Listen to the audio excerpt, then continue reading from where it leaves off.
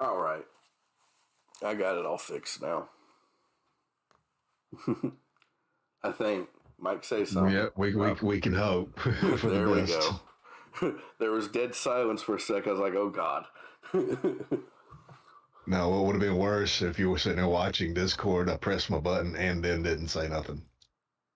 Oh, no, I wasn't watching Discord. That's going to be too much.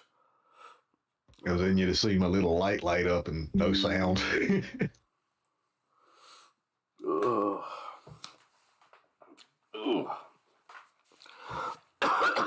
So, are you recording now too? At this particular second, no. Wow. Well, now I am. Wow, you're usually the first one to start, and you get a whole bunch of like weird conversation that we'll never release for free. Yeah, I like to do that to begin with, but during a setup's probably nothing going to be there but dead air, and I was right. So Yeah. Well, it's been a while since we recorded. Yeah, we definitely got to stop that. Yeah. Well, I mean, look, Trump will take it out of you. It kind of ruined me on anything for a while. I actually reverted to anime again. Just started watching Dragon Ball over. I barely paid attention to news articles. It's like, nope. Yeah, I'd still peruse the news, but I did get lost back into Arthdolf. Second season came out, gave me something to look at. Oh, man. Hey, man, that story, man, really puts these other fantasy stories, like freaking Lord of the Rings and whatever the hell that was with what was it? The Starks. I cannot remember the name of that Oh, damn show to save my life. dude, and you actually fucking watched it. Game of I Thrones. did. Watched all 8 seasons, even though I hated the last one. I like the Starks. Arya was my favorite character in the whole damn thing, man, until the last season. I mean, it was a good I never make story. it past episode 5 of season 1. I just can't remember the damn name of it, but yeah. It's Game of Thrones. Yeah, that one. Wiener, wiener, wiener, wiener, wiener, wiener, wiener. Yeah, the Arthur Chronicles is a better story than both of those. Oh, man. So, and I liked both of those other stories very much. Yeah, let's see. I watched True Detective. Season 1 is really good. Everything else sucks. I've actually watched one episode of that and couldn't. I've never seen another one. Woody Harrelson and Matthew McConaughey make a good fucking pair. Yes, and I like both of those. And Matthew McConaughey playing a fucking washed out psychopath is actually pretty nice. And the serial killer in season 1 is really dope with the antlers and shit. His tableaus are pretty cool. It's really artistic. But yeah, so welcome to Stoner's Point, a podcast where sometimes we go, 3.5 minutes without even telling you what the fuck you're listening to. It's not like that's important. No. I mean, they clicked on it, right? So yeah, as long as you're listening and you make it a few minutes in, we're good. yeah, we're good. No, stick around to the end, folks. Seriously, stick around. At least a few minutes longer than you normally would. Yeah, apparently there's algorithms, and it the more it gets listened to, the more it gets pushed up in the things. And we keep doing it for free, but we would like to be able to, rely a little bit more on it. I don't even want to rely on it. I just wanted to do something. That's all. Just do something. Yeah. I mean, get it out there. But it is. Yeah, like with everything else, I don't really have goals. We are slowly picking up subscribers and followers and weekly downloads. Honestly, the Charlie Manson's Fanny Pack episodes are actually doing a little better than the Stoner's Point episodes. But that's to be expected, right? Because, I mean, like, the true crime really draws in the majority. But our episodes are more like for other, like, stoner intellectuals, right? So I mean, Yeah, a certain we want to get people thinking about some weird shit that probably doesn't even come up at their coffee table discussions. And you with the fanny pack are entertaining folks with stories that will boggle your mind if you're yeah, paying yeah, attention to like them. the true crime and the cult stuff really brings people in apparently, which is that makes sense because that's I've always liked that stuff. But like I said, ours is probably going to have a smaller following, but a more loyal following. You know what I'm saying? And I am perfectly happy with them. I have no problems with folks that want to go listen to true crime stuff. And I've got no problems with folks that want Yeah, to come in yeah. here and do some analytical thinking about some stuff that's actually going on in the world around them that's actually going to affect them or people around them. Both folks are very valuable. Oh Both walks yeah. of Oh life yeah. are valued. Everybody's opinions as valuable as the next one next to you. That kind of sort of thing. Oh yeah. It's not about the number of followers, but the quality of them. Yeah, I was just stoked that part of the family actually ran into a local fan around here. It blew my mind. Yeah, yeah. It was. I've actually run into another, not a fan per se, but where I ran into like a post online that somebody like I didn't know was like, "Hey, check this out," and it was like one of our YouTube episodes. So somebody like organically found it and then shared it. Like that's cool.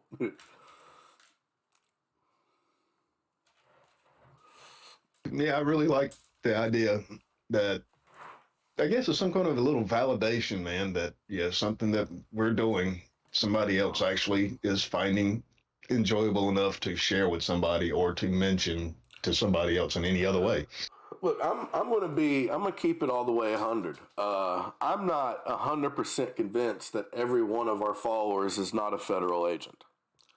Um, I was getting ready to go to the point where the only other explanation for this is our agent Smith is planting these folks out there just to keep us interesting so that they can find out what we know. I'm pretty sure that's what's going on, and to steal our good ideas. Hey, I'm pretty sure it's changed our policy on Israel. it it looks like we're going to come out ahead in that one. Yeah, Americans' policy on Israel has definitely changed here recently, man. It's you can continue doing what you're doing, but you really gotta fucking watch your step, man. And meanwhile, Israel's like, nah, fuck it. Let's just kill everybody in Rafah at the Rafah crossing too. You know what? We gone this far. Let's just take it all, right? Like we didn't know it was going to go there. I Well, gotta. when you get that religious tone to you, that hey, they're attacking us, God's children. We have to protect. That's an interesting segue there, Mike. I see what you did there. um, Yeah, well, I mean, when it's there, low hanging fruit and all. yeah, yeah, yeah, yeah. Speaking of fruits that hang, we're talking about God. The not just like the Judeo Christian God. At least that's not my goal. I Oh talk no, no, about no, no! This time yeah. we're going full tilt in pretty much every damn direction if we can. So yeah, remember what we said earlier. Stick around at least a few more minutes than you normally would. Yeah, yeah. We're going to be talking about God, the concept, the philosophy thereof. We'll debate on the existence, I'm sure. Basically, the entire subject of God. I don't know if we're going to get through it all, or how long this episode is going to be. There's a lot to talk about. I have spent mostly because of childhood trauma the majority of my life seeking God in some form, and so as a result, I was ready for this episode with zero research, like specialty research, because this is the topic I go to more often than anything else. Oftentimes, if you catch me alone and I'm riding around door dashing or something like that, chances are I'm listening to some philosophical debate about the existence of God, or, the different philosophies of different religions talking about God, uh, theories about why we think there might be a God. I spend most of my time on this whole God subject, honestly, and I'm an atheist. So it would actually, a lot of people would find that kind of surprising or whatnot. But hey, it's true. I'm what's actually called a what is it, a non-resistant non-believer, right? Like, I would believe if it was true, but Yeah, if somebody showed you some kind of proof that there's a possibility of it, you would even consider it and look into it more. Yeah, I well, know you. You have an analytical mind. yeah, yeah. I live my life as there's no God, because that's where the atheist things come in, right? It's, I can do these things without God because there seems to be no answers for the questions I have. Primarily, what's always kept the main thing that keeps me searching, I guess, other than the childhood trauma that made me believe that I had to look for it, is the question of inorganic life turning, or inorganic, turning to organic, right? The weird, the probabilities of, rocks and gas and dirt and whatever, what have molecules turning into actual, like, beings, right? Or organic life becoming a thing. I can't think of a good reason for that, right? Now, that leads me to several different possibilities, but all of which, even my theory that we live inside a computer simulation, right? Well, the person running, or the being that's running that simulation, is a higher being, an extraterrestrial higher being that created us all, and therefore meets all the definitions of God in my book. You know, Well, that's where I like to go with people that ask me, "Do you believe in God, or are you religious or anything like that?" Especially when they ask, "Do you believe in God?" Is first off, define God, because if we're talking about two different things of God you may believe in and I don't, then but we haven't agreed on the definition of God, then we could be talking about the same thing, and you're just not agreeing on what that thing actually is. So we have to define God if we're going to talk about what one person believes in versus another. And I've never found anybody to give me a definition of a God that I would call a God myself, let alone worship. Now, that's just from my own perspective. And maybe from the lack of people's imaginations that I've talked to give me a proper definition. I don't know. yeah. Then, when it comes to worshiping a god, right? That involves a personal relationship with this being, and you have to wonder at times, or if we're going to come to it in a little bit in our discussion, I'm sure, because it's one of my favorite theories about God, right? But it come down to, did we create God? Does God exist because we needed him, right? Or it, or they, or whatever? Does this exist because of some sort of need that we have like put energy into? Chicken or the egg, right? Did we start worshiping a god because we needed one, or was God there and then we worshipped?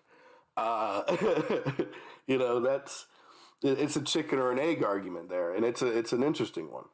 Um, Well, I don't like dichotomies, but I can only see out of my limited imagination two possibilities for the existence of God. One of them being that a God came to man, either created man and then let him stew for a few thousand years until he was ready to receive God, and then God came and revealed himself to man, and history is what it is from that point. Or that we grew out of the primordial soup, evolved into through our evolutionary history until we became to the point where we could actually have time to think. And when we got that time to think, however that arose, we started wondering why things happened the way they did. Why is it that when that I step on this it hurts? Why is it when I poke this with a sharp stick it bleeds? Why is it that tree caught on fire when the lightning hit it? You know, who knows what questions came when the mind started to think, if that is the way that it went. And when you come across things and you don't have a cause for, you have the thing, you know, like, ow, this hurts, and you don't have an answer to why, you know, say, why did the volcano erupt over there? You don't even know it's a volcano. All of a sudden, the earth just starts spitting fire and rain down upon the land, you know? Why did that happen? You have no fucking clue. And so, and do we have that curiosity, continue looking for an answer even without evidence of an answer in front of us? And then we continue to think, and our imaginations maybe evolved at some point to start filling in some gaps, which is where I think it more likely lies. But I think a good deal of it might come from that. We're pattern seeking animals, right?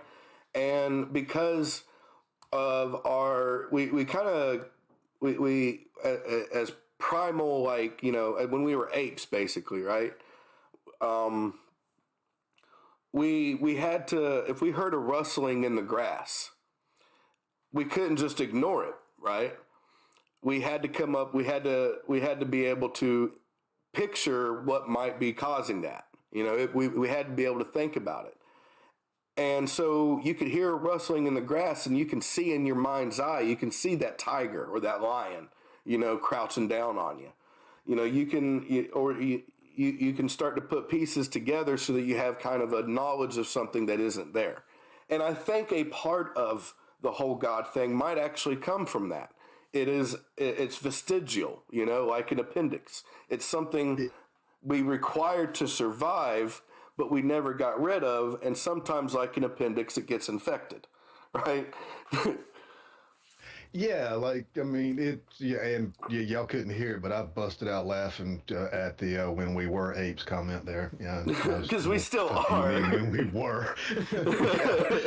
But yeah, but yeah, I think it's definitely along the lines of, it's much better to think that there's a tiger in the grass and run like hell than to go and double check to make sure that there's a tiger in the grass. Yeah. So yeah, so we have a biological imperative to basically seek out the causes of things, right? We want to find out what is causing that rustling in the grass. We want to find out where the sun goes. We want to figure out why my teeth hurt and my face is swollen and I can't drink water. We want to figure out, you know, where babies come from. We you know, stuff like that. We want to figure out what happens when the other ones that are old or sick or hurt, when they lay down and stop moving and start to smell bad. What's going on? What's happening? You know, and as we seek out these answers, like it's part of our evolution. You know, I think it's part of what kind of gave us the abstract thought ability that we have over primates, like lower primates. And how we got that, I don't know. You know, how are we the only ones on this particular planet that have the ability to do the things that we do? I don't know. Were we lucky? I don't know. Was it God? I don't know. Like I said, again, define God. If we're talking about some, you know, extraterrestrial and or extra dimensional being that has an intelligence and the power enough to create everything, I can't say no to that. I mean, yeah, he's definitely not made himself known around here, but yeah, there's this whole concept it would be of a divine deistic approach to me at best. But. There's this whole concept of divine hiddenness, right? Like if God wants a relationship with us, then why does he, you know, remain so hidden? If but I guess a good place to really kick, you know, I guess we've already started, but a good place to go, I guess, would be the beginning, right? The universe, the way the universe began, the causes for such. I think that the creationist model of, God created the universe, I mean, it is exactly what you would expect, the Big Bang Theory, right? The Big Bang Theory describes precisely what you would expect to see if some otherworldly, outside of our existence being spoke existence into being. It's exactly what you would see. Everything was nothing, and then there was a something, and that something was everything all at once. Right? Yeah, but it wasn't. It The wasn't waters all were at there. once. His spirit was already there. There was stuff there before he started. Well, that's the creation thing, right? I'm talking like the more cosmological aspect of it is you got the universe. There's nothing, right, before the Big Bang. There's nothing. No, Okay. I don't know anybody that actually believes that in a scientific field. And the only place that I've heard that has been from apologists No, throughout no, no, the no. I'm talking YouTube about history and like, stuff like that about there being nothing before the Big Bang. There was well, I never mean, nothing. there. Well, then, where did something come from?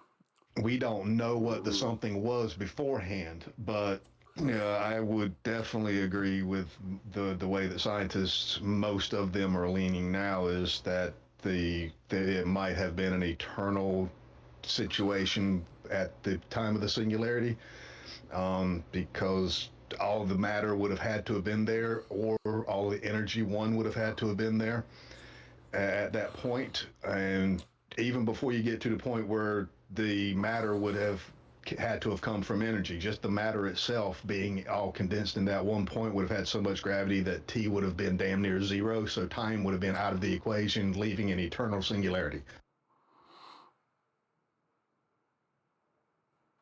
Yeah, yeah, yeah, yeah. Thank you, thank you. um, but why though? That's the next question you Yeah, always hear. and like Neil deGrasse Tyson says, we got top people working on it. Right? I I actually believe that the universe we live in was more than likely the result of something like we do in the Hadron Collider, right? In fact, we have seen universes created. We have seen the entire span of a universe become created and stop existing, in the on a micro level, right? I mean, do we agree? We agree on that point, right? If things will scale from the micro to the macro, they do not scale from the macro to the micro. Explain. That's where quantum physics is coming into play. Newtonian physics breaks down when you get to the quantum scale, mate. Math Oh don't yeah, work yeah, yeah, yeah, down yeah. there. Yeah, well, I mean, that whole quantum Our shit is. understanding of an atom, the little thing with the nucleus and the Yeah, yeah. electrons orbiting around that is not the way an atom actually looks and No, works. no, That's no. just our best representation of it from 70 years ago. Yeah, there's that whole theory that actually like atoms and molecules are actually like waves more than they than they are like little cells. You know. And I wish I paid attention enough in science back when I was in school and actually stayed in school, maybe went through college, because this is definitely where I would win, is into, physics and astrophysics, some along those lines, and got into this because this stuff is absolutely It's crazy, mind right? blowing, man. Yeah, I mean, just the quantum, having things that are entangled and being able to communicate faster than light itself, which was something we thought was completely impossible. So that there is way for information to go faster than light. We just don't know how the fuck that works. Yeah, and like I said, and none of this like, and I'm not trying to make like a God of the gaps argument or anything, but we can't. This is these are the reasons where I go. We can't rule it out, right? Because I mean, some of this stuff is just so far outside of what we could even fathom. Um, and it would so any kind of like thinking being, you'd think it would be outside of their fathoming too. It's just why does any of this exist? Well, I'll go ahead and get to the core of what my position on this is that uh, all powerful godlike deity being, you know, I can't, I cannot in any way say that that would not exist.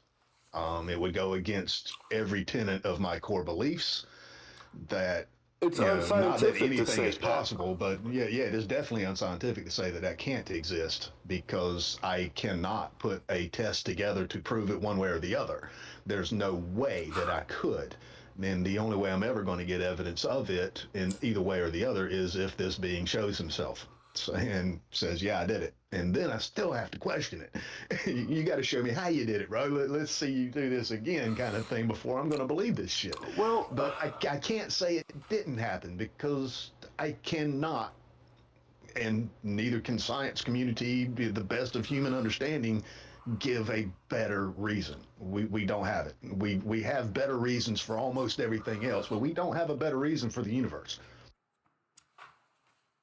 yeah, So I cannot say that a God does not exist. yeah. Me, Specific gods, however, on the other hand, yeah. if you want to I can define rule a God out. as A, B, or C, I I can. can I more can than rule likely out disprove every every single one one of of them. those. I can rule out every single god. However, I cannot rule out God.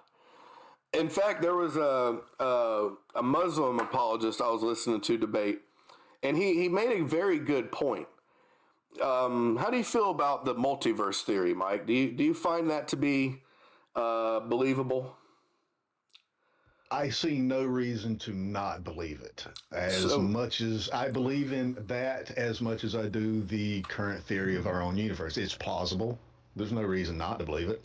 yeah, and in this multiverse theory, basically every possible Believe in occurrence. the possibility of, not believe it's true. Right. I'm not. Yeah. So if we are living in a multiverse, and in this multiverse, everything's infinite, every possible existence is occurring, then it stands to reason that in one of those, God would exist, right? Because it's the multiverse. Everything exists somewhere. You know, how would you be able to rule out that this is that universe? Which also leads back to simulation theory. But to me, the idea of simulation theory and the God theory is one and the same. To the people I fucking to the city I run on on civilization. You know, I am that God. I have created them. I have guided them, but I am unreachable by them. Right? I am unknowable by them. I don't know. I don't know if they were, yeah, an intelligent, uh, uh, uh, uh, uh, damn it, what is that word? Uh, I'll think Sentient, of it when I don't need it. Um, sentient. no, well, authority, something along those lines. Okay, now I'm confused.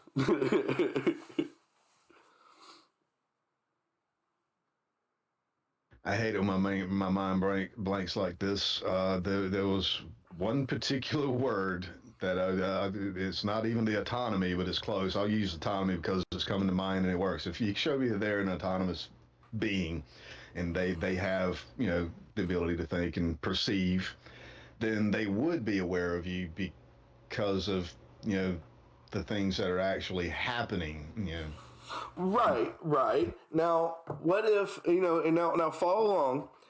Do you see with all the advances we're making with AI technology and stuff like that? It's going to eventually get to that point. I mean, would you not agree?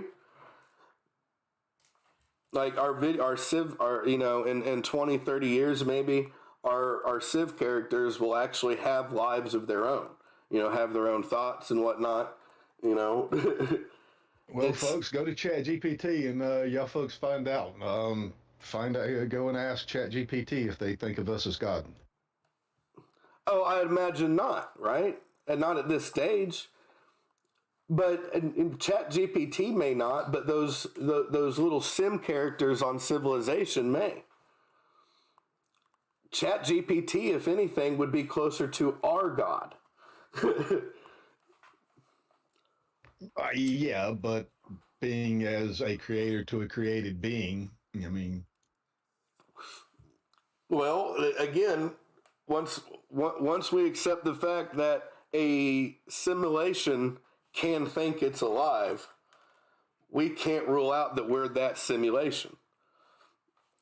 I mean, even Neil and deGrasse going on Tyson. the same thing, like you said that Chat GTP would be our God. Would that would mean that it has surpassed us? Well, on that lines, we have surpassed every single God that I've ever read about. Well, it surpassed us in a lot of ways. Like it's the way that it can connect to to information and whatnot, that instant knowledge.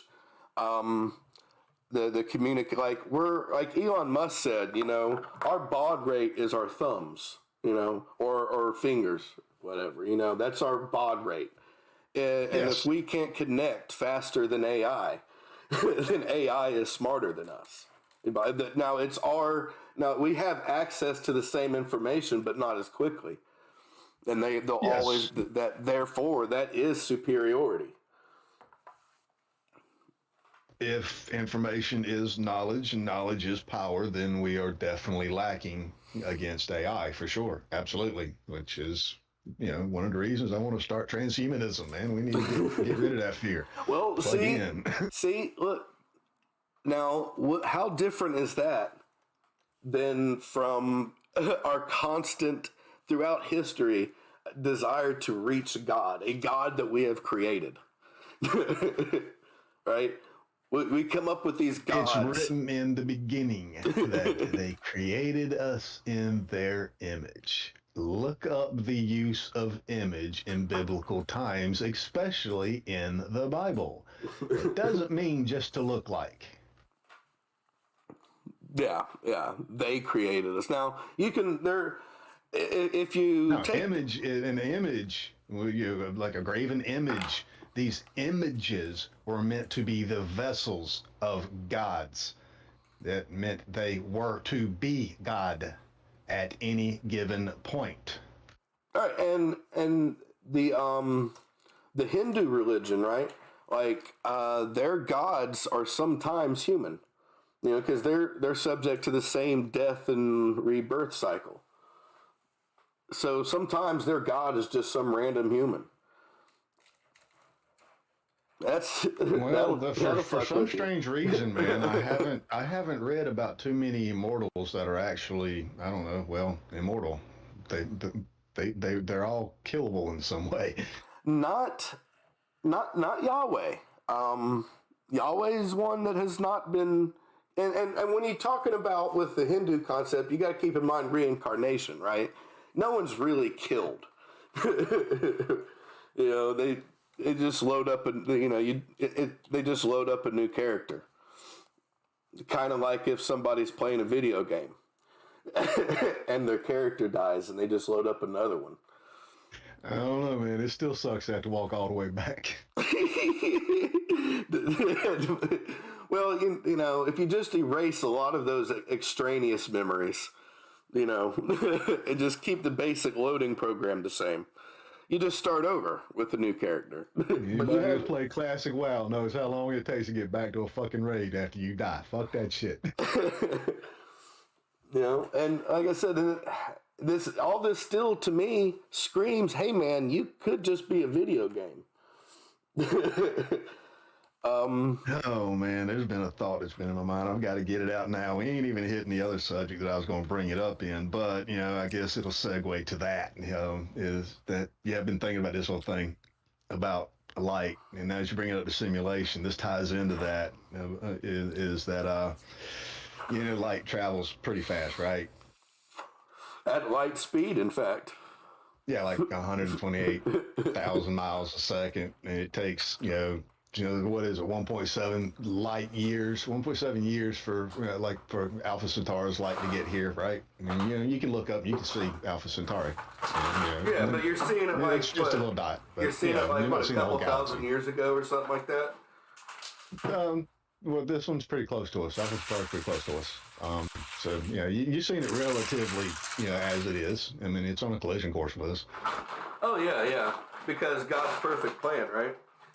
Yeah. But you're looking up at the star, and the light, is hitting your eye from that particular star at that particular moment. That light, from your perspective in relativity, took, let's say, a year to get to you. Just round it down, make it easy, number. It took a year to get to you because it's a light year away from you. Sure. At the speed of light, according to relativity, time is zero. The closer you get to the speed of light, the slower time goes, to the point where when you get to the speed of light, time is zero. Time is out of the equation. Gone. Yeah, you're just moving distance at that point. The exact moment that photon of light coming from that star was created, it reached your eye at its exact moment from the photon's perspective. Meaning you had to be at that spot where you are at the exact moment that photon was created a year ago. So you're two places at once, is what You you're are saying. predestined. You are either predestined to be at that point, at that time, to see that particular photon of light hit your eye, or, like you said, you're in two places at one time. The past and the present all happen at the same time. Either way, that photon destined to hit you, that means every single photon created in the universe is predestined at its moment of creation to hit whatever it's going to hit and reflect whatever it is going to reflect for anybody to perceive any fucking thing. So are we all just holograms? Again, we could just be a sim. Yeah, I mean, it's fucking that makes wild, me right? question free will and reality, honestly. Oh boy, free will's a fun one. Like I said, that light left a year ago and had to hit you. But from its perspective, it's instantaneous. So you had to be there at the moment it was created. I mean, seriously, what the fuck? That's crazy, man. Yeah, and that's that's the type of shit that makes me say there's, we can't rule it out. Like, we can't even wrap our heads around that concept, and it's factual. Like, I can't find any holes in that logic. No, that is our best understanding of the universe, giving us that fucked up puzzle. That's the mind fuck. Yes. Yeah, and like I said, that does bring in, is everything always going to be as it is? If so, that seems an awful lot like programming. Like, oh, well, it's all actually indistinguishable for me, from my point of view. Or are we just the embodiment, I would guess. I don't know if that's the wrong word. Manifestation of a universe's conscience. Yeah, are we just something the cosmos is dreaming?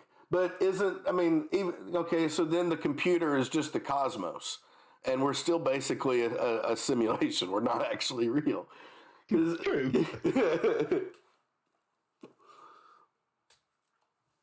And to see the messed up thing is, I find the simulation theory equally as plausible as any of the religion's creation theories. Well, there's more evidence to back it up. It kind of explains a lot. It does fill up a lot of the gaps, right? And it does it. We can see it in real time happening, right? and at some point in time, it might actually be testable. Mm-hmm. It could be. In fact, what are we doing in the Hadron Collider if not creating little pocket universes, right? for those particles and shit, and the quantum quarks and all that shit involved with that, when that happens, that basically is the creation of the universe. What if we're It very well could. We don't know how much energy may have popped a little micro wormhole and went somewhere else, even. yeah, what if we actually, our entire universe is existing in the time frame of a large hadron super collider in some larger existence that we could never dream of, right? It's just beyond our grasp. Um, and that's where Oh, the it ain't whole even got to be large. I mean, we just, that's just a matter of scale perspective. I mean, we could yeah, be, large to like you said, us. we could be just nothing but, one particular atom or one particular quark or piece of whatever that gets popped off of some other piece of matter in a universe we have no idea of. Um, but like I said, but yeah, and that could very well be this, that we just happen to be living in a moment of some other cosmic collision that we have no idea exists. Or we could just be the leftovers from a hole in another universe that just spilled over. Or we could be living in a repeating engine that we're just unaware of because we can only see, 14 billion light years in each direction, and the universe is way bigger than that. You remember the Matrix, and how like Neo had done this shit like thousands of times. They had been doing this for a long time. Yeah. Like it could all happen before and all be staged to happen again. Like, maybe we created our own universe, right? Maybe we created the universe we live in at the Hadron Super Collider. How would we fucking know? Well, I was thinking something on the larger scale, like the repeating, a repeating Big Bang universe kind of a deal, because we really only know what went back. Yeah, we don't. This is only a speculation at best, and this is only if the numbers are constant. Because how we figured out the Big Bang was, we saw that the universe was expanding, and we did some math and some fancy little work to figure out how fast it was expanding relative to other things that were fairly near to us that we would assume that we weren't expanding away from us as fast. Yeah, we And we thought it took would be that expansion slower. rate and we reversed it. Yeah, we thought we'd be And moving we did some slower. math. Now, if those numbers are constant, then we reach a number where everything was in one place at one time.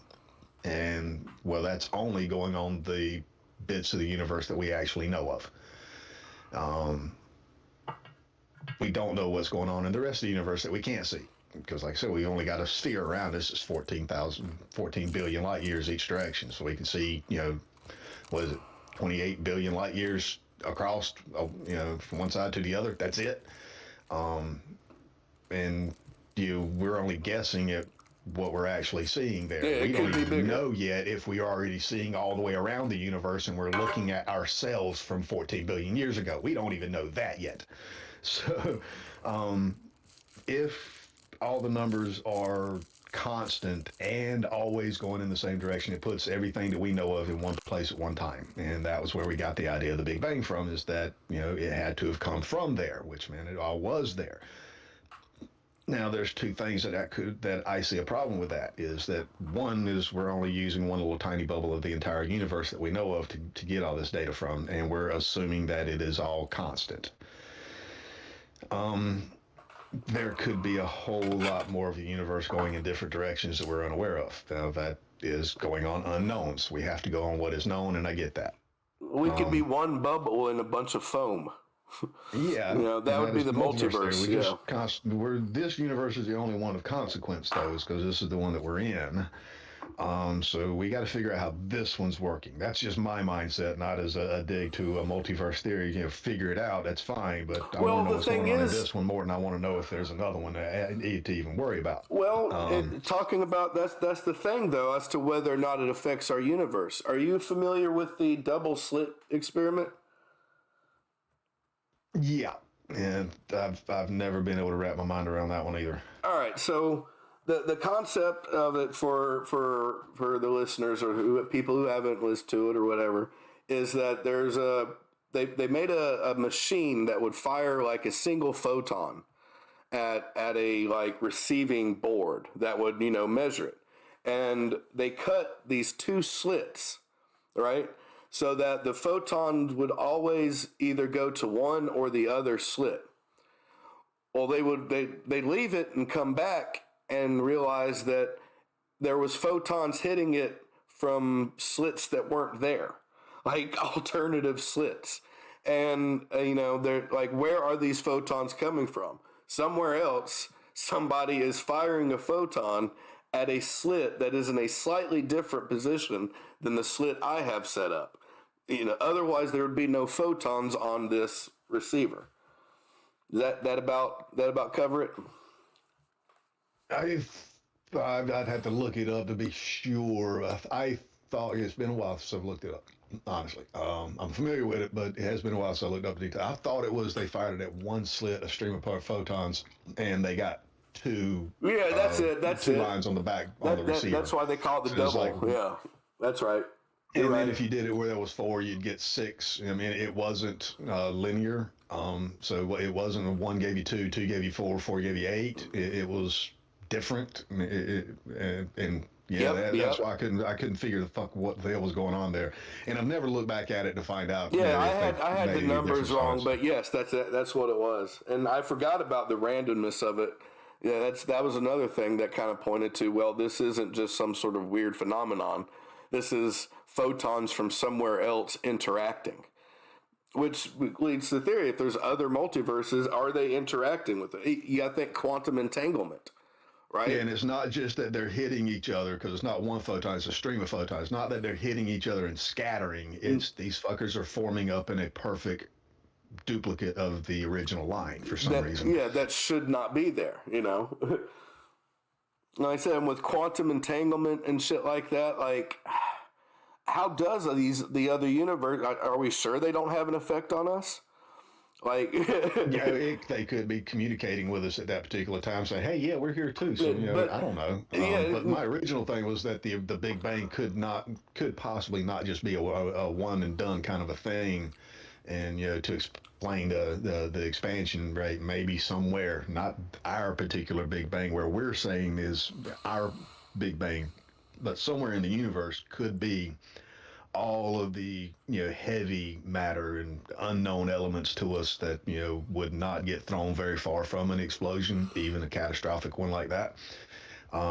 And is a repeating process. All that explosive, heavy, reactive material keeps getting sucked back into its own little black hole or whatever's there in the actual center of our universe and blowing it out, and that's what's driving the whole force. I don't know. It's just a guess. It ain't even a theory. I've got no evidence. I'm not a scientist. I just barely passed science in high school, folks. Most of it's just done with math, right? But math does seem to be the underlying secrets to understanding the universe.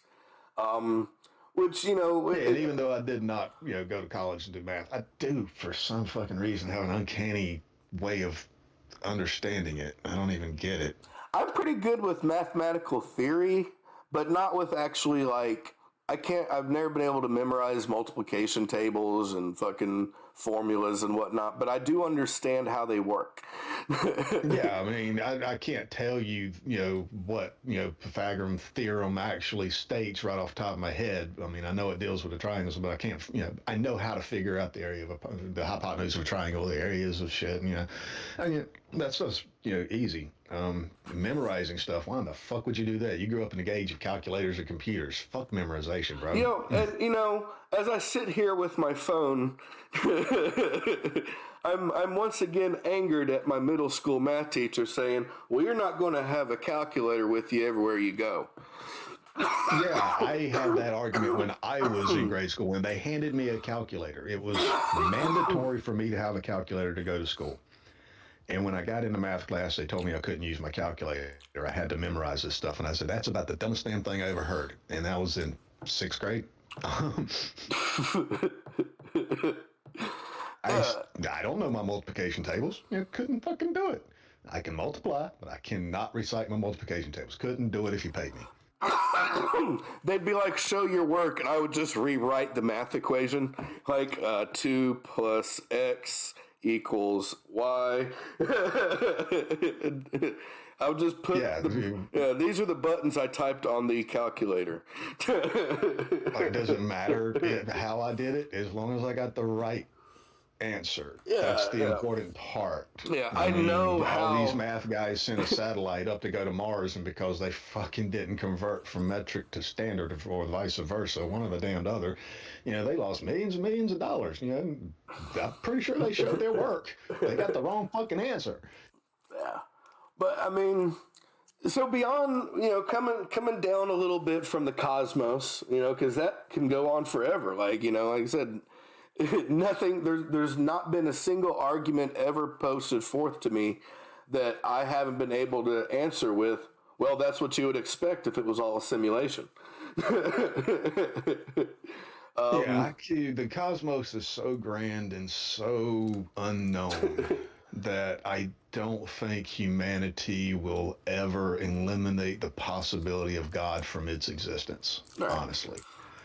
Now, a particular God of Earth, yeah, no, I don't know about all that, but We can creator. rule Let's them do out. this. A creator. I cannot. I don't think humanity will ever eliminate the possibility of a creator in the grand universal scale. Right, because it would be so far above us, there'd be no way to, right? I think it's something we've always done. Have you ever heard of tulpas? Not off the top of my head, no. All right, so there's this thing in it's from Tibetan Buddhism and like later like paranormal shit and whatnot. But it is a materialized being or thought form, basic or usually in a human form that is created through spiritual practice and like meditation and whatnot, right? Basically, you put a bunch of thought into something and you kind of manifest it. Um, a lot of people are saying that would like you ever the saying like you think you seek and you will find, you get what you look for, like if you going into the graveyard at night scared of and you're thinking about ghosts, you might hear weird noises and see ghosts, that type of shit, right? Well, it on a larger scale, you know like it that's how a lot of you get like skinwalkers and shit like that. Legends like that come from these type of practices. Like it's not just in Tibetan Buddhism; they're just the ones that named it a tulpa. But like every old shamanic religion, they all had these these type of creatures. I think that we we kind of manifest something, right? I'm not saying we created God per se, but that we thought so much about it and we imagined so much about it, and I mean collectively, because it's something we all seem to look for. Even from like a kid, you start thinking about magic and shit, and you wonder what Santa Claus and God, all that shit's possible. So the more you think about something, the more real it becomes to you. Because what is reality except for your perception? So you can alter your perception and change reality. You know. And if you focus hard enough on something, just maybe, and then that's the theory behind this. I do see some. I do see some logic to it. I don't know that you could create an actual physical being, but you could actually like affect how you perceive reality by doing it. You might actually be able to, like, people say they have these personal experiences with God, and like I said, I'm a non-resistant non-believer. I have always looked for this personal, experience of God, this personal knowledge of God. And I got to say, the closest I've ever come has been drug use. So yeah, and that's yeah. If I had to base the experience of a God on what I have learned from other people's definitions of what feeling God would be, I would say, yeah, drug use would probably be the closest I got. And the second closest I got would have been in a church, admittedly. Really, Now, my second yes, closest would be Rockfest. no, my second closest was in a church when I was But younger. I, I, And it I was that whole feeling, when everybody's standing up and they're singing and praising, and everybody clapping and, the hallelujahs, and you got some idiot over there who breaks out in fucking tongues. And, you basically, it's get that whole Rockfest. feeling of energy.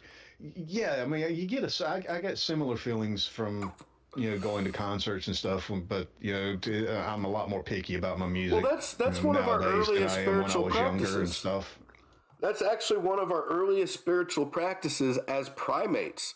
Was Yeah, rhythmic music and possibly lights around a fire or something. yeah, dancing and what like dancing around. I mean, yeah, it was one of our earliest things. In fact, I believe that we had concepts of, because religion at least seems to have started at the earliest stages of mankind, like back in Neanderthal. I mean, when you have beings that are taking their dead and putting objects with them and burying them, that is, I mean, that's beyond any natural thing, right? That's beyond the natural. At that point in time, when you're burying them with their favorite things, you are connecting, right?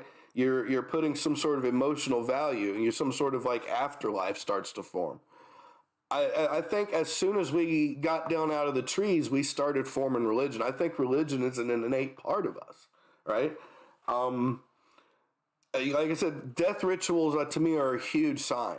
That and any kind of like artistic representation, and we're finding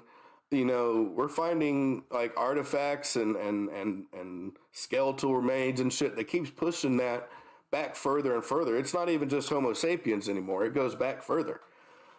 So it's something that's always been in us. You know, and I find that pretty fascinating. Um, it's why of all my favorite religions, the old primal ones are the ones I like, right? The old primal gods are the ones I don't necessarily believe in them, but they'd be the ones I'd believe in the most. you know, Well, They're the the reverence for the self is one thing that does perplex me about the whole religious evolution thing. To me, is where did humanity, any tree of the human chain that we have in our past, when did we develop a for lack of a better term, a superiority complex? When do we start thinking we're better than the other animals and have reverence for ourselves? You know, um, different from a basic animal. I think that's just kind of a like a predator thing, right? I mean, look at And I know lions. we're animals. I still call myself an animal now. I Yeah, don't think of I myself as think any different than I another think that animal over here, other than the fact that I can think and conceptualize and build and all these other things that separate me. And yeah, I aside from that, though, yeah, I get what you're saying, right? I think I think a part of that is our success as a predator. You know what I mean? I mean, look at like lions, like apex predators in their natural habitat, without human involvement. They kind of they just walk around like they own the place. You know, they don't necessarily look down on the other ones around them, but they definitely think of themselves first. They don't look at a little lonely wildebeest like, oh God, I want to help it. I want to bring it in and heal it and love on it. That's a human thing. Well, a primate thing. Because you do see it in primates. And I think we've trained it in dogs. We've bred it No, into but they don't dogs. run around killing them indiscriminately and stuff, though. I mean, you can see many of them video. They've already done their hunt for the week. Everybody's Yeah, fed. They're just laying there in the sun watching motherfuckers walk by. that's another uniquely primate, like, in fact, it's a uniquely human thing. You know, I would go so far as to say that it's nearly uniquely human. It's not like other mammals, right? It is similar. Primates are pretty violent, bro. Yeah, I said mammals. It's similar. Like it's worse in humans than it is in others. But yeah, it's a primate thing, but mostly a human thing. I don't know. I think we're more petty than the other primates simply because we overthink things. But no, Well, we're for we're one, we're definitely petty. we're not quite as violent. I mean, well, we're more violent. We're not as brutal as I'm the getting other ready to. I primates. don't know, dude. Just because we don't rip each other's arms off anymore, we melt each other with fucking nuclear weapons. I mean, I don't make you live the rest of your life with your genitals and your face bit off. you don't. But look at fucking. Go to the VA. Look around there, bud. Like, Yeah, war's going to have some unforeseen consequences, yes, but you know, very few humans are going to intentionally rip your face off and your genitals and leave you sitting on the side of the road. You know, like, yeah, hope you have a good life. Bye. well, there. I mean, if it I wasn't, I ain't saying it's wouldn't. unheard I'm going to of. say if that didn't happen, I wouldn't have a whole podcast series on the side. Like that's exactly what I mean, we Albert do Fish some did. horrible shit. I mean, like I said, we're one of the few that we know of that actually have the capacity to have complex thought and Yeah, of go all. with it and formalize it into a reality. Um, so yeah, we're gonna do some fucked up shit, Yeah, but but on a but whole, sheer cruelty, and hatred, you don't see that in animals. You might see a little bit of it in a cat, but but only a domestic cat. You don't like the larger cats, not so much so. yeah, the actual cruelty, you know. I think that is a mental evolution, something that we took something that we would do and then decided how to make it worse. I think that's a subset of our ability to think. Yeah, I agree with you. I mean, But I would say that the primates, I wouldn't say that they have a much of a thought process on whether or not they're going to, when this other member of the family does something so fucked up that they deserve to have their face ripped off. I don't. I don't think it's a thought process that they I go ain't through seen. to I get ain't there. seen. I think it's Yeah, more instinctually like, A equals B always. It's just what happens. yeah. I haven't seen any. Fucking neo-Nazi fucking like spider monkeys. You know what I'm saying? Like I haven't seen any Yeah, when MAGA somebody steps out chimpanzees. of line, it's not like they have a damn, court proceedings and like, hey, look, we know you fucked up. We can do this or we can do this. Which would you prefer? No, we think we're going to go with this instead. And no, it's just, hey, you fucked up. This is what happened. Yeah, we don't. Yeah, you don't see that type of. But see, that comes down to It's almost like America when you hit a boat. what? So they act almost like America when you touch a boat. I don't get it. A few years ago, like, I can't remember when the hell it was, but yeah, Iran fucked up a couple of U.S. boats, and then our U.S. fucked up Iran, and here recently, they're fucking with American boats, and every damn time they touch one, half of a country fucking gets bombed. Jesus, don't touch the boat. Yeah, and it's like I think the Houthis accidentally hit a U.S. boat. They were shooting at it, but I think they accidentally hit one, They were just trying to shoot across the bow.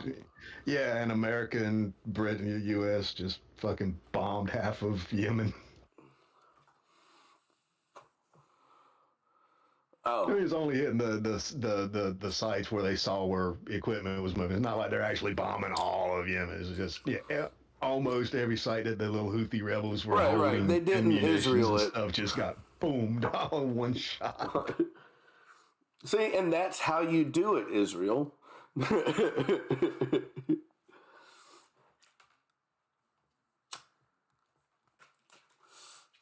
But yeah, that what I was talking about the tulpas is I feel like that's kind of we keep creating them, right? We keep creating these gods. It's almost like we have some sort of need for food, shelter, and some sort of god. So, yeah. It just sucks. We're so bad at creating them. Well, we're working really hard on AI. Like the next god's going to be like we really put our all into it.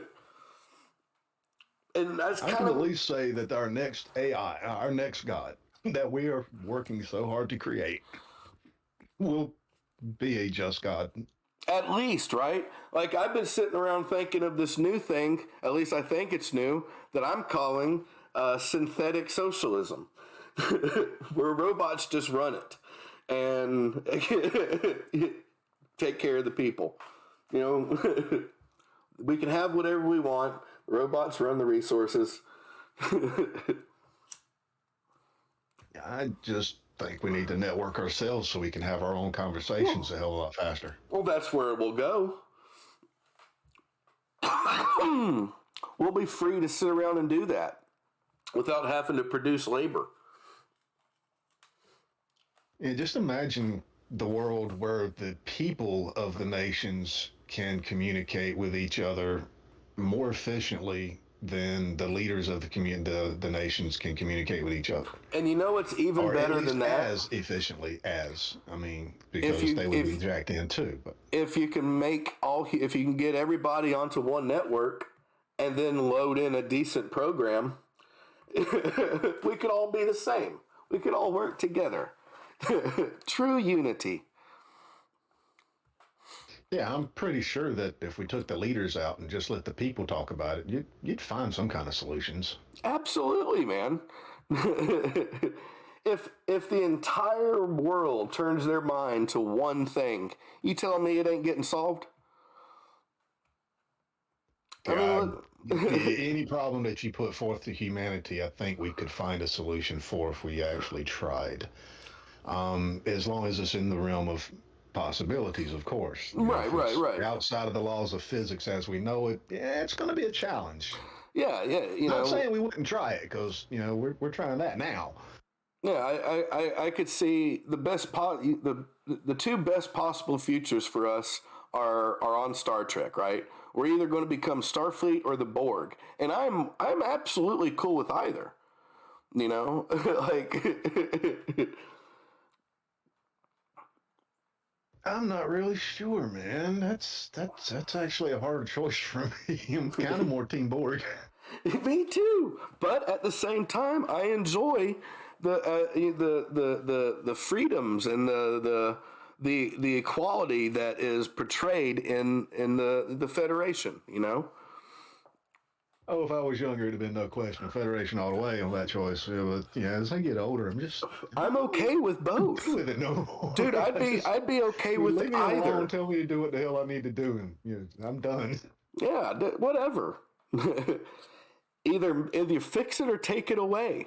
I don't even care if we're doing the right or wrong thing anymore. And just tell me what I and need to do and and leave me see, alone. I think this has been I think this is why we've created gods, right?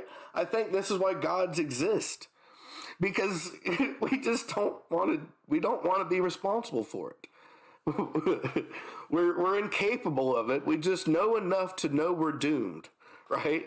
That's pretty much it, right? We're monkeys that are smart enough to know we are all fucked. And that Pretty sums much. us up. And I think God has been our answer to that, right? It is, and I think that's why there's always been so many different gods. Pagan gods, one of the reasons I like the pagan gods so much is they so accurately reflect like the best hopes and the things that the people that created those gods, it's a reflection of their hopes and their fears, right? The things that they saw as perfection, the things that they saw as good and honorable versus the things they saw as evil, and the types of evil that existed versus the types of good that existed. Like a lot of these pagan gods were actually they were basically just like us, right? Well, I thought of them more as the embodiments of everything that we didn't have an actual explanation for. To the point sometimes, of yeah. even the god of the forge, and the god of the field, not necessarily the god of the forest, but hey, we made a field. That field needs a goddamn god, so we're going to create a god Right, for the right. Well, field. it became pretty easy to attach these answers to these things, right? And then we started to anthropomorphize them, and we created basically ourselves in a mirror, right? When you look at like the stories of Odin and Thor, you see. You really do, and you see the whole culture really of Norse culture. It kind of exemplified in how they looked at things. Their good versus evil dichotomy. It really wasn't so much that everything is gray, right? Like there's like they didn't have a real evil. no, everything was gray. There was things that were bad and things that were good, but there was no ultimate And good. even the good gods would do the bad things. Continuously. Because they were just as fallible as we were. And that's why I like these gods, because they, I don't believe they existed, but they're likable characters. They're like X-Men or Marvel superheroes, right? Or Superman or something. I think it's basically kind of the same thing. Like, who's to say that in 2,000 years they dig up what's left of our culture and they think that fucking, Captain America and Iron Man were actual gods that we worshipped and praised? I mean, aren't they though? Are they not some form of like our best ambitions, our hopes, our failures, the struggles that we all deal with? Are they not some like grander version of that? Some sort of try to way to reflect the book about of Kal-El just as easy as I could be the book of Christ. Right. I mean, and honestly, we actually have the book of Kal-El.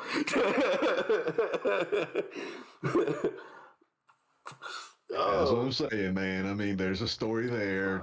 They have a history. They got the power. They come from a different place. It fits, and it was written in a more modern time, so it's got a lot better information in it. So. Yeah, and like I said, so that to me shows that we're capable of creating things that are basically deities, but not really deifying them, right? Nobody prays to Iron Man, but there's every other aspect of it. I find that to be kind of a different fascinating. civilization came in a few thousand years, dug that shit up, and found the screenplay for the Marvels. Then they would definitely think that we had these gods that fought apocalypse and and exactly, and I think that's where a lot of that comes from. But I think if we had stayed with like the pagan religions and whatnot, life would be very different than it is today. But see, there was this virus called monotheism. Well, it had to have happened because everybody's got to tall tale one each other. They gotta pull it out and measure. If they fall short, they gotta rewrite it so they get a little bigger and taller and perform a little better and So it's an inevitable evolution of it. When you start thinking that you have something special, the other person over here that thought they had something special now is insecure, so they got to rewrite their shit so that they're more special than you. And well, that's exactly how I think modern religion come up. I think that's how. So I believe, me personally, and I think there's a few other historians who are on this same boat, right? I think that monotheism, the earliest trace of it, is actually Akhenaten in ancient Egypt. And when Akhenaten's monotheism began, it spread. He went down to basically where the Jews all left from in Egypt and created Amarna, which was his capital city, his new capital city. He took all these people with him from Egypt to build it and start it. There's actual theories that Moses is actually one of Akhenaten's, it's either Akhenaten himself or like one of Akhenaten's scribes. Because after Akhenaten died, his cult was banished, right? And Egypt went back to their polytheism, which was never the same again. Once Akhenaten crept in, the rest of Egyptian history until kind of it was taken by the Greeks and the Romans deal with like these weird cults and wars and are Egypt never returns to that glory thanks to monotheism. It then spreads into the Sinai Peninsula. This single cult from Akhenaten's Egypt that believe in a singular god are now fleeing Egypt. And they are moving into the Sinai, and they run into this other cult that is a Canaanite cult that believes in multiple gods. But like many pagan religions, this particular tribe focused on mostly this particular god, and that god was Yahweh. Right? And this is where you start to get, if you follow the biblical Exodus story and you put it on the timeline with Akhenaten and the end of his cult, you start to see a straight line that goes into the southern Sinai Peninsula and into modern day Yemen is where the Yahweh cult kind of came out of, right? It was a Canaanite religion. They believed in Baal and they believed in Enki, and that their creation myth actually wasn't that Yahweh created the universe. Yahweh was like a storm metallurgy god, right? He was more of like an earth god. But they spent, at least in the Bible, it says they spent 40 years in the desert, that the Jews spent 40 years in the desert. And this is where you get, Moses kind of develops Judaism, right? The whole concept of what a Jew is and their ancestry back to Adam and Eve came from the books of Moses, right? So he creates this entire thing, and he's combined the cultures of this Yahweh cult, and he's absorbed them into his Egyptian monotheism of the Aten. And he has created Judaism, right? He has created monotheism. But they were there during the time of the building of the city of Ramses. Yes. That's not the time of Akhenaten. No. Akhenaten was much later than Ramses. If I am not mistaken on that, it's one. No, it was definitely. I don't know how much after. It was definitely after, which is what I was getting at. Is that couldn't be because the timing wouldn't line up. Ramses the Great. I don't think they were there in any numbers to matter to begin with, but well, they definitely did leave enough argument is that matter. My argument is that they never really existed. They were just Egyptians. They were just a group of Egyptians that were part of this monotheism cult.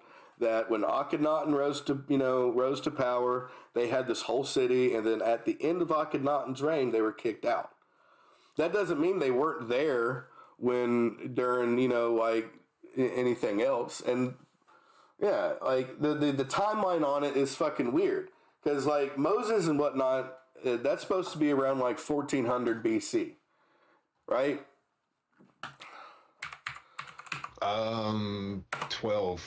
That's 1200, 12 and 1300, somewhere around in there. Yeah, is when Ramses was built. So it would have had to have been somewhere around that time. If they were ever there, would have had to have been somewhere around 1275 BC, because that's when the city was built. Yeah, and Akhenaten, he reigned until 1334 BC. So in the he would have been the one right afterwards. He would have had to been the one that Moses was dealing with after they left. Yeah, that's part. Or he was him, and he was just dealing with himself. I think that whole story from the Bible is made up. There are references in Egyptian culture to a heretic, the heretic king and whatnot, whose name, and that is the only person we can find that I'm aware of in Egypt is Akhenaten, who had their face and name stricken from the walls. That was what was supposed to have been done to Moses. Mike, my theory is possibly. I think they're just telling that story, years later, right? And Moses or whoever's creating the religion is, from this The old names and cult. places in the story may be changed to protect those. Yeah, and to make it more palatable to the local people, maybe make it something more they could understand. They put it in. He basically made Yahweh the Aten, the actual, like, he turned it from the visible sun disk into their God Yahweh and made him the creator God and created a whole new like religion with that, right? It within this, that's what they say took 40 years in the desert was him creating this.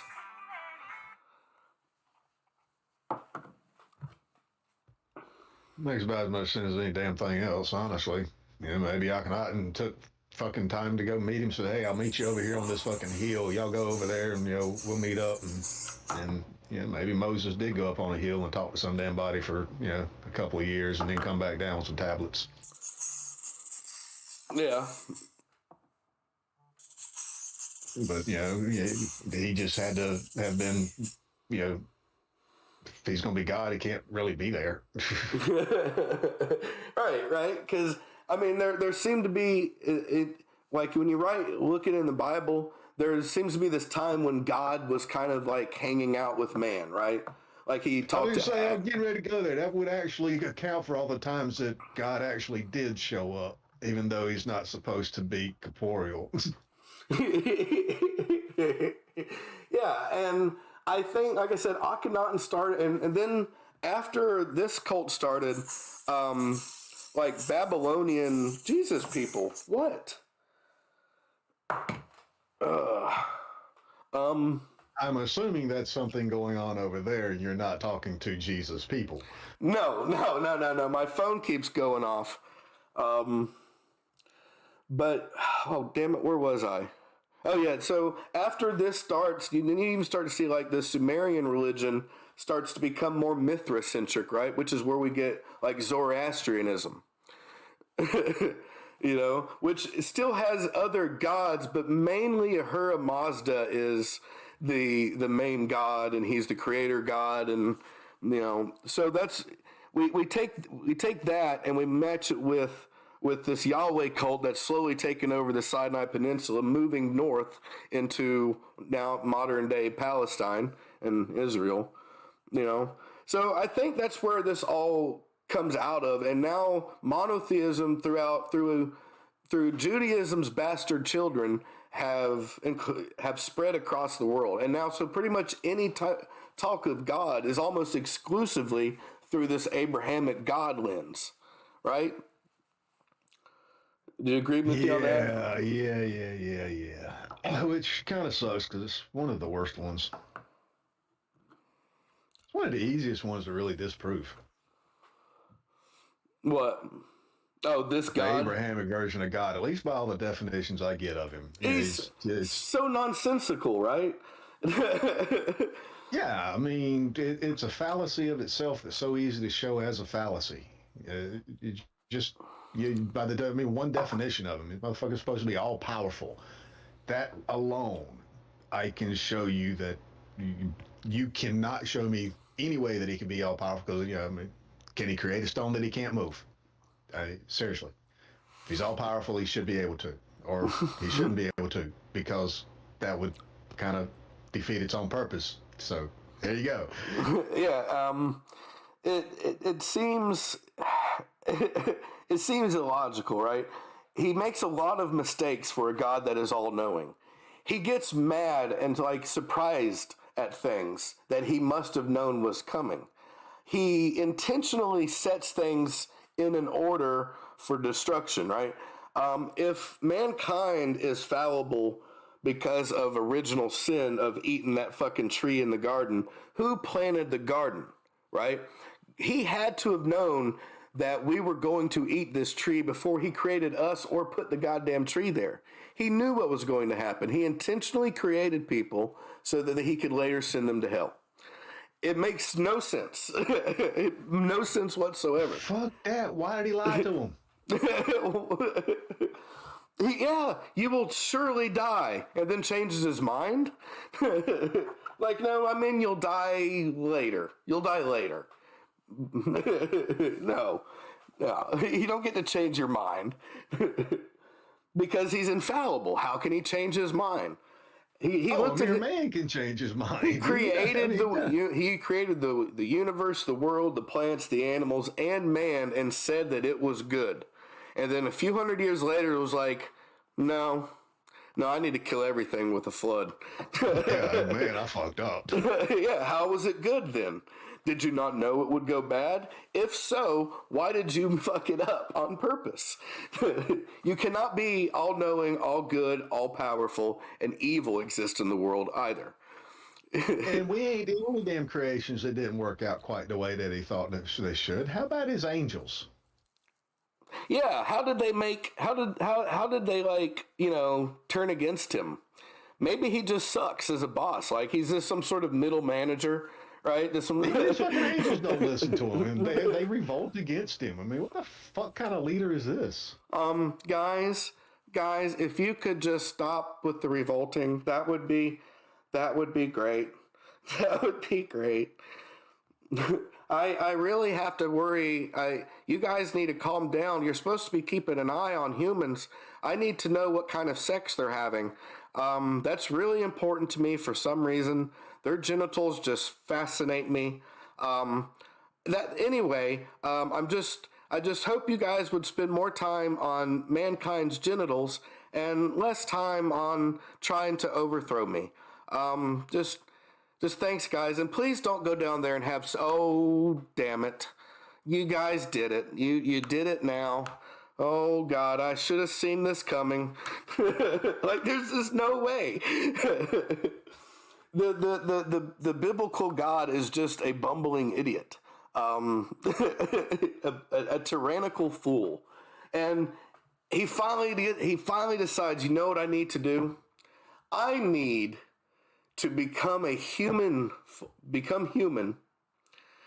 and get myself killed, so that I will forgive myself of the world's sins. Makes no sense. It seems like if God wanted to forgive people of sin, he would just fucking do it, right? And How I'm gonna do it in a point in time of this human's history to where there will be little record of it. Right? And not only that, I'm going to appeal to some like random group of goat herders in Bronze Age Palestine. And I'm going to appear there and I'm going to get killed at 33 after only preaching the gospel for like, what, 3 years? I'm going to get killed after 3 years, but don't worry. I'll bring myself right back so I don't really die, guys. It's impossible because I am God. See? Then that's now you come into the fucking the Trinity concept, which is ridiculous. You cannot have a three co-equal, co-eternal, all-powerful beings and call it monotheism. You cannot do it. They are not the same being. Because there are things that God knows, God the Father knew, that God the Son, Jesus, did not know according to himself. He's like, only the Father knows. So if Jesus doesn't know what the Father knows, then he can't be co-equal to the other God, correct? Therefore, he is less than that God.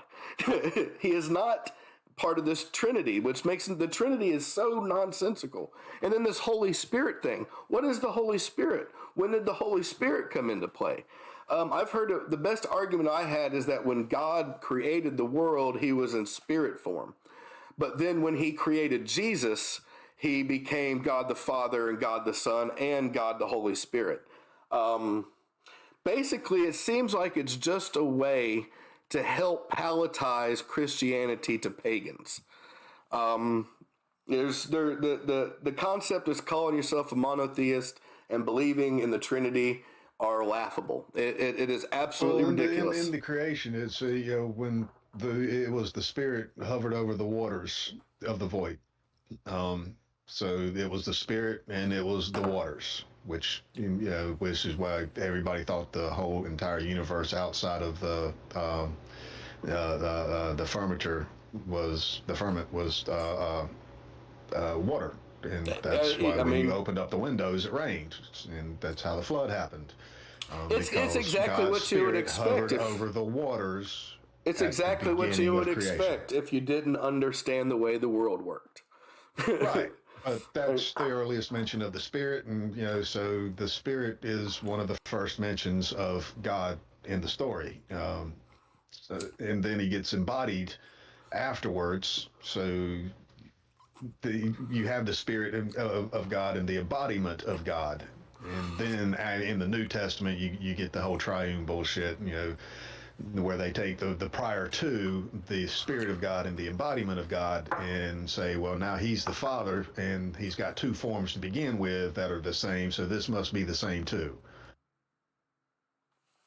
I get the Ye- Father and the Spirit part. God and the Spirit, I get that. That's logical sense. It's sure, written. I mean, that's the sure, way it began. You got a Spirit of God, and you got God that can embody any fucking thing that He wants to be. sure, So sure. he can be a corporal being or a spiritual being any way he wants. I get that. I fully understand it. Wouldn't question that part of it. But then how do you Then the deify minute when you try Jesus? to say that He is His own Son, and that it's a triune thing, and everything that's written about it says that it's not, then I got to say that somebody's interpreting something wrong, because plain English right there that was translated and translated and translated over and over and over again, and none of them, including all the way back to people who speak Hebrew, reading the original Hebrew, say that this triune shit is legit. No, in fact, you don't even for the first 300 years of Christian of Christian theology, right? Of Christian scholars. None of them, for the first 300 years of the religion's existence, mention a co-eternal, co-equal, triune God type thing. None of them mention it. And it's not until after like the Council of Nicaea that you start to see this dumb shit, including the virgin birth type shit, right? That was something that was kind of rejected early on, because you can't the Bible, the way the Bible's written, which claims that Jesus was born of a virgin, trace Jesus's bloodline back to David, right? David, like the biblical King David. Now, the reason that's important for them to trace Jesus' bloodline back to David is that in the Old Testament of the Bible, it states that the Messiah will come and he will be born. Oh, damn it. I lost my train of thought. Jesus being born. That he would be descended from the line of David, right? Well, in both Mark and I think either Matthew or Luke, they trace back Jesus's lineage through Mary's husband Joseph. So either a Yeah. either a Jesus was born of a virgin, or B he is the Messiah. It is not he is born of a virgin and the Messiah, because the bloodline does not trace through Mary. The bloodline is traced through Joseph, which means that if Jesus was the Messiah, he was the son of Joseph and therefore not a virgin. They couldn't even get their own book right at the Council of Nicaea when they put this shit together. They couldn't even get it right there. Well, that's what happens when you're trying to take, 1,000 different stories from 20 different regions and put it together into one nonsensical thing. But the bloodline thing, um, kings of Europe of the last 1,000 years had trouble keeping up with their bloodlines. You're telling me that goat herders, even the best of noblemen of the day would have had trouble keeping up with any damn thing back Actually, then. dude, I will say for Judaism, since at least the creation of Judaic law, right? Since the creation of Judaism, I would say that from that point on, they have actually been. You could kind of trust their lineage. Because from what they've got, I would say that they are pretty good about keeping track of lineage. Pretty good, but it still was written down, and people moved around, and people did things they didn't mention, and I'm but all pretty sure through there's a it, lot of gas back there. but they've been counting Passovers, since since the first one. Yeah, I'm not saying that the zealots don't keep records, and I'm not saying some records don't go back that far, but very fucking few of them. And I wish they would have been, better at keeping track of other people's records or actually writing it down in a more what's the understandable? Better way. The Not Mormons are necessarily to actually be translated and understanding your fucking background to be able to get an understanding of what the fuck you're trying to say. The Mormons have this same obsession because of the whole thing with they think that they're also Jewish. They have this whole thing where like their genealogy is like a major thing. In fact, you can go to there's a Mormon temple run website that's like a free genealogy thing. Right, you can go on there and you can trace back your ancestors to wherever, and because they have the same for some reason the begats and the begots are the most important thing. That's why so much of the fucking Bible is begats and begots is so they can keep up with the list. Now, may that list have been altered? Well, in both Mark and either Matthew or Luke, where the two gospels which give Jesus's bloodline. There's a different number of people between Jesus and David. So again, you're right. There's a variance, but the names didn't change. Just some of them got removed, right? Some of them weren't counted in the other one. It isn't like there was a whole bunch of a whole different lineage, but it is slightly different because the number is different. It's like a difference of 3 numbers, I think. We look it up. Difference of Jesus lineage between Mark and... I can say that people weren't stupid during this particular time for the knowledge that they had. They were ignorant as fuck, but they weren't stupid. But so being able to go back and make papers out of records that you do have, right, they could fit your narrative is something that I see. And there's evidence of the day and age. There's evidence in the Gospels of Jesus doing this himself. He rode a donkey into this town on Passover Day or some shit because it was foretold. He knew that he said, I am doing this to fulfill the prophecy. So you see it not only in the writings about Jesus's actions, but you see it in you see it in the way they carry it out. You know what I'm saying? The prophecy is supposed to be self-fulfilling. They could go in there and they change things throughout it. There's evidence of this throughout the Bible, Old Testament and New Testament, of people going in and changing things. For instance, in the Old Testament story of Abraham and Isaac, the whole thing of the angel coming down and stopping Isaac, historians now unanimously seem to agree that comes from an external source, that somebody went in and added that, because the writing on it's different, the way the language is set up is different, and the story is different, because before this angel shows up, this contested text, right, Abraham is getting ready to sacrifice Isaac. And then all of a sudden this angel shows up, and there's this whole lovely scene where a goat shows up tied up in the bush, and they sacrifice the goat together. But then as soon as this story's over, Abraham walks home alone, and you never hear from Isaac again in the Bible. So that says that what actually happened was they went back and they're like, maybe we should change this part about Abraham killing Isaac to an angel stopping God stopping Abraham from killing Isaac, because they didn't want to go in and change the word of God. So they made it an angel that stopped them. You get me? Yep. And that's just one example that can be found throughout the Bible, right? Well, there's one little tiny one, man. The King James version. Yeah, the most widely used version here in America, at least. Yeah, it's the one I look at. The word tyrant was removed under the whims of a mere king. You mean a tyrant? Yeah. Yeah, and honestly, when you really think about it, a lot of what Jesus preaches is kind of like a purist socialism, right? Now, it gets changed later when Saul fucking converts on the road to Damascus and starts changing. He's the one that really made Jesus a deity.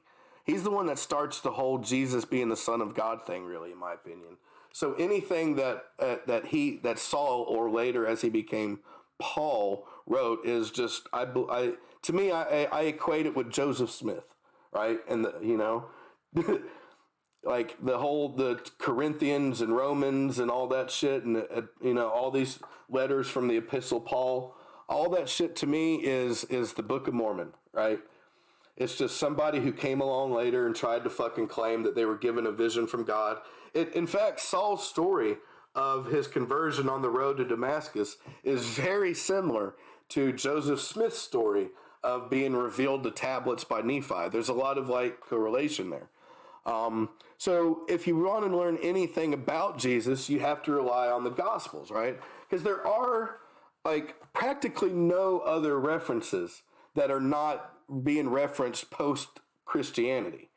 There is, Mike, you were looking up the Josephus thing. You want to talk about that?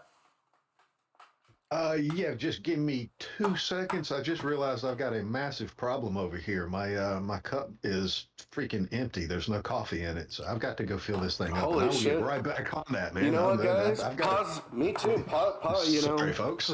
Yep.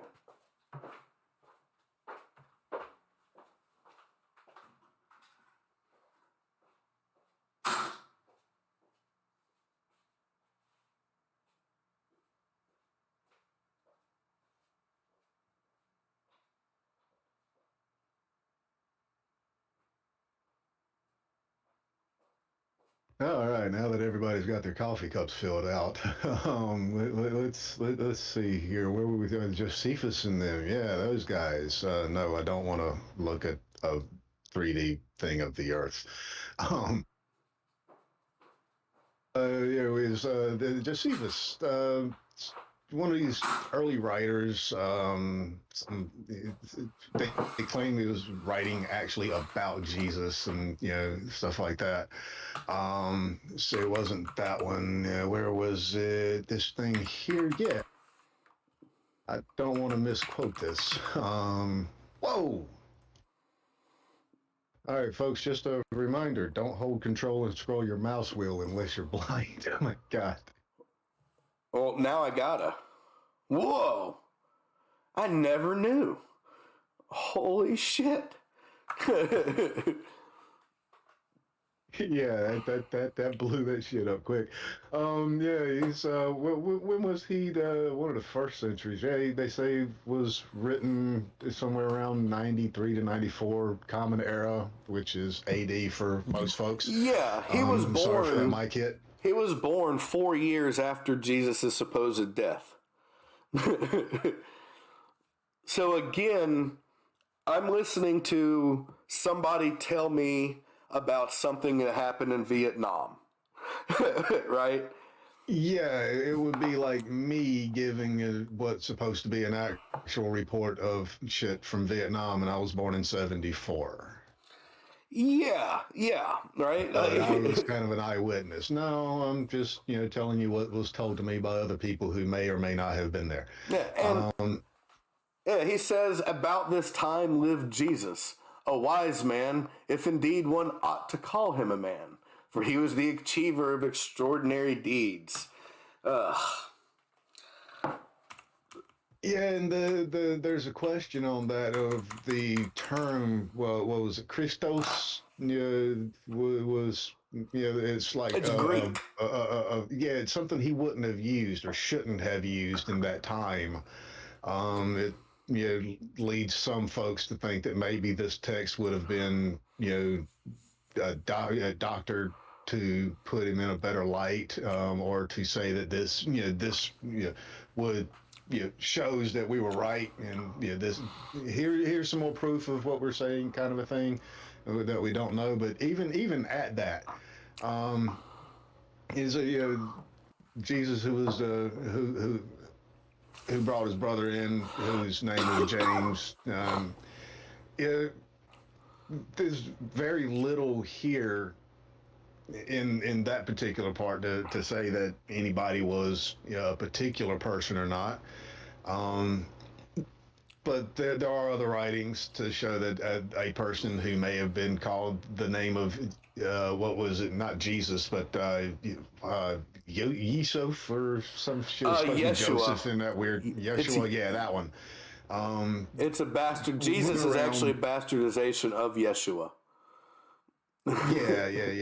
It's just I hadn't scrolled to it to be able to find. I know it was some weird ass pronunciation or something there, but he was supposedly running around performing sorcery, which could have been something to lead to a myth. So there was somebody in a time that supposedly was doing something that somebody mentioned about somebody running around performing sorcery. Right, Um, right. and he was probably a Jew. That they Quite they likely.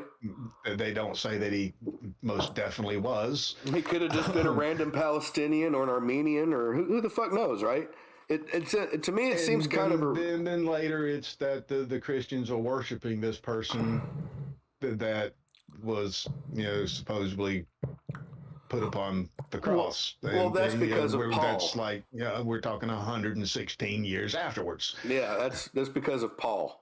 But that Yeah, cult we're had talking about already started. here. We're talking about the Roman historian. What was his name? Taticus or so. What the fuck ever his Roman name? Damn it! Tacitus. Until you just tried. Yeah, it looks like it would be Tacitus, but I don't think that's it. Oh man. Well, I don't.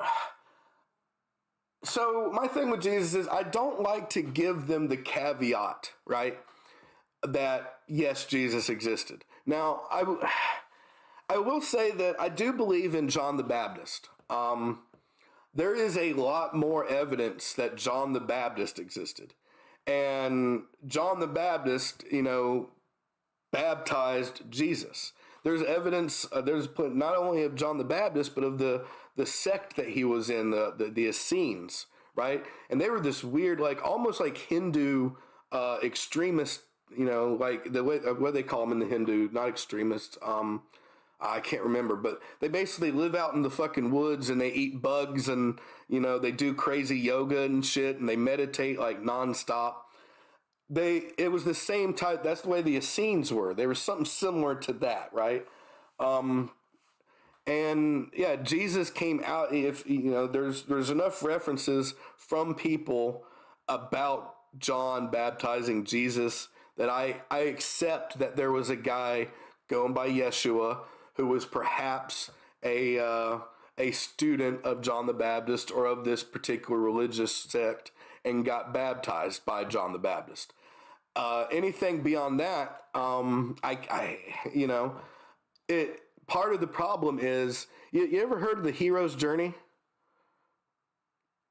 No, it's not ringing a bell. Okay, so it's this common trope in storytelling, right? We see it in Jesus, the born of a virgin, the being kind of cast out, being different, being cast out, going away to learn, coming back changed, starting something different, than being killed or falling from grace or being betrayed.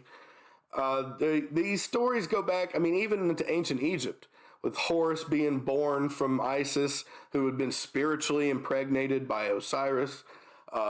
about him walking around curing the sick, healing the blind, raising the dead. He was betrayed by his brother and murdered.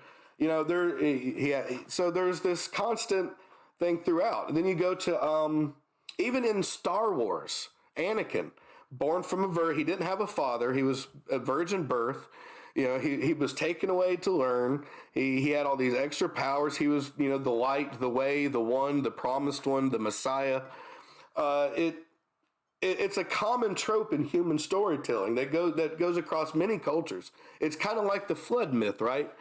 The story of Gilgamesh even echoes a lot of these common tropes. And I think because Jesus became like this, such a Jesus symbol. didn't fight no bull and defeated at the gates, man. No, but he rose Lazarus from the dead. Now, and a lot of what he go to the land of the dead for his buddy.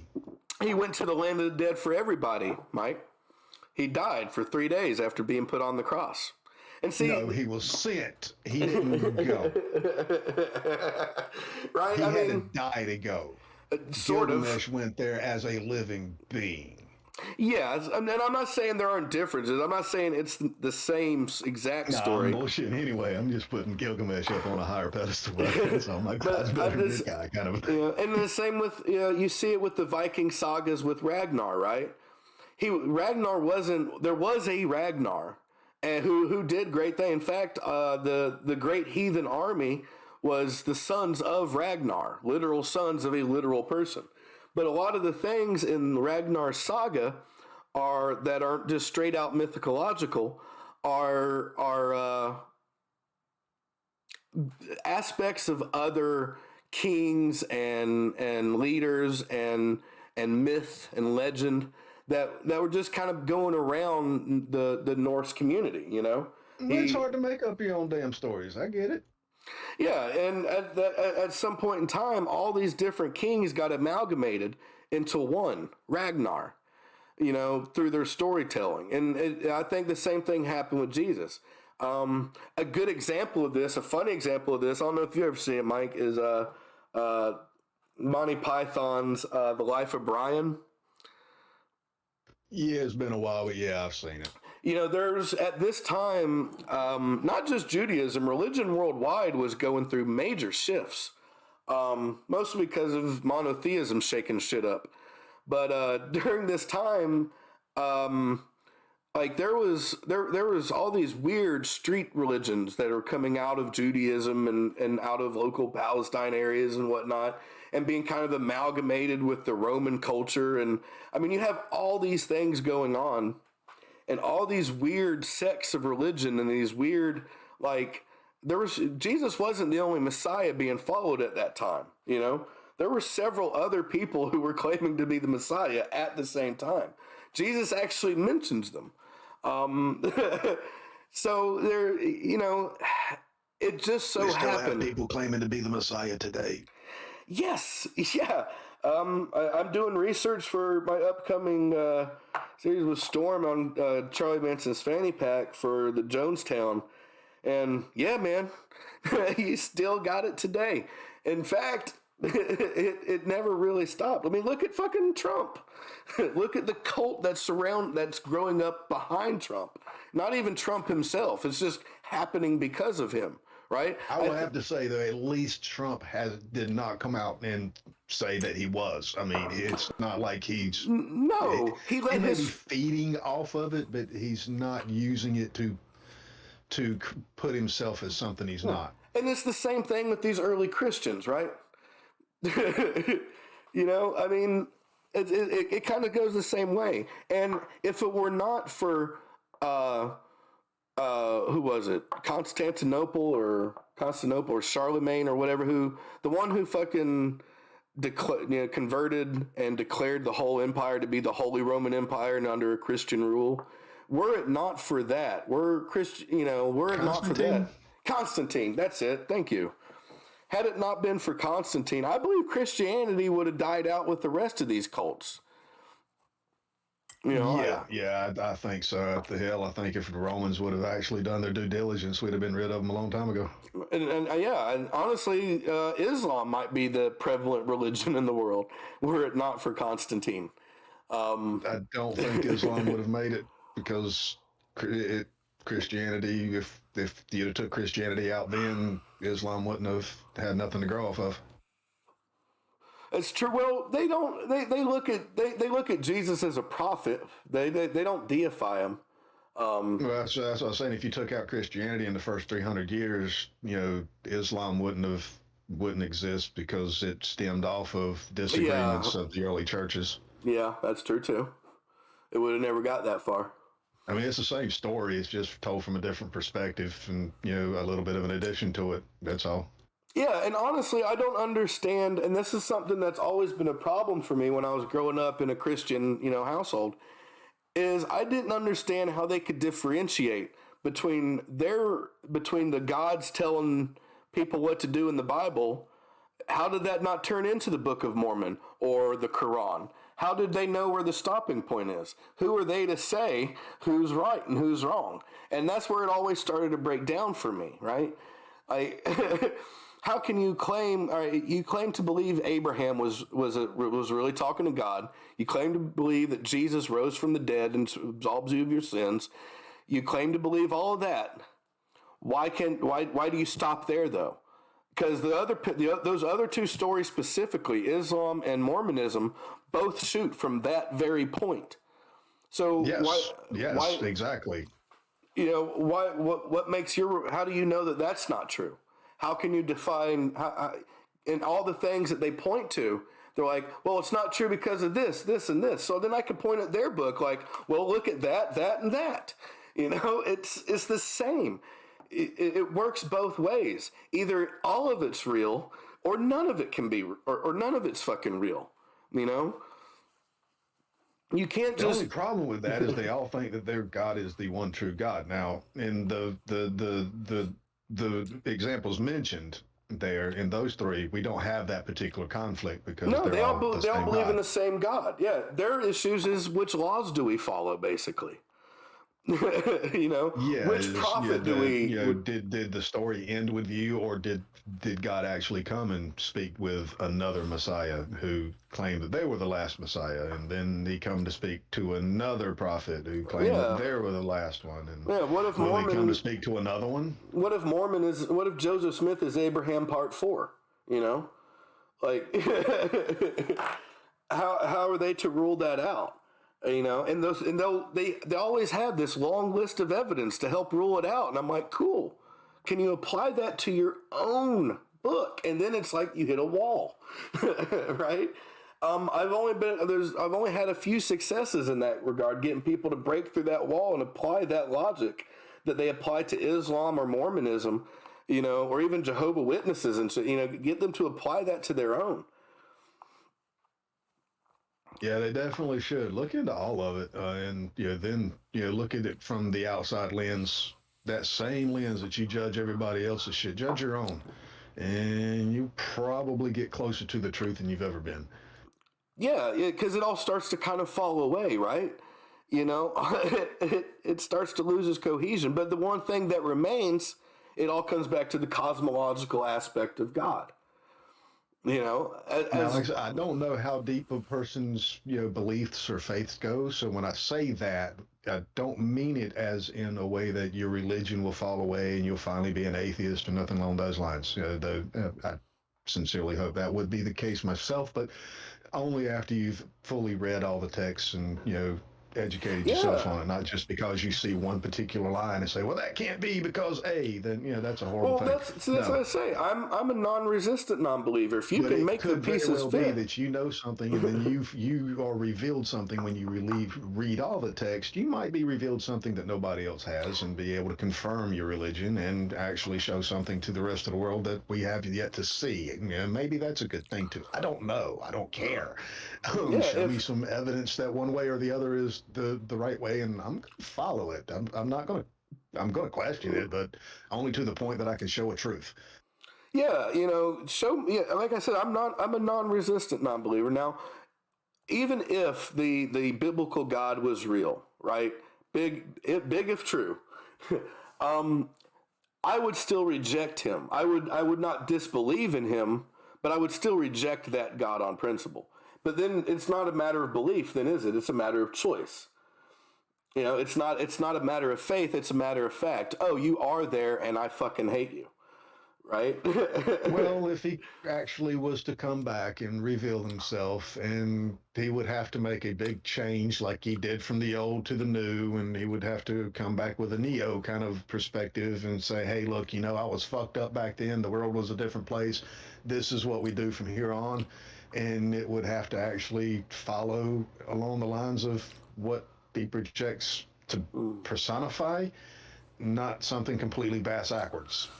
Then maybe I might follow in the way that I would follow a world leader today. But to bow and worship any fucking thing, if you demand that of me, Why do you that need itself, it? I don't think you're worthy of it. Yeah, why do you need that? Right?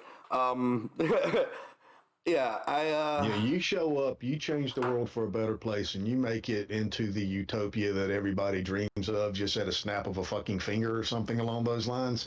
I might find myself in prostration. yes. And that's what I've always said. Like I have always been looking for God, but the gods I've looked at them all. I've found them all lacking. Right? I have found them all short. They all have the same characteristics and flaws as myself. And I don't hold myself to a very high standard. No, but you know what? I So at least if you can't appreciate. beat me in what I would deem a decent human, I'm definitely not going to classify you above human. Right. Well, that brings us, I guess, to the subject of objective morality. When we come to one of the biggest cruxes that always comes up in the atheist versus theist debates, and even the atheist versus atheist debates.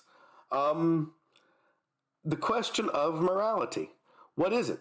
Is it something, Hell, I would question whether or not it's objective or subjective.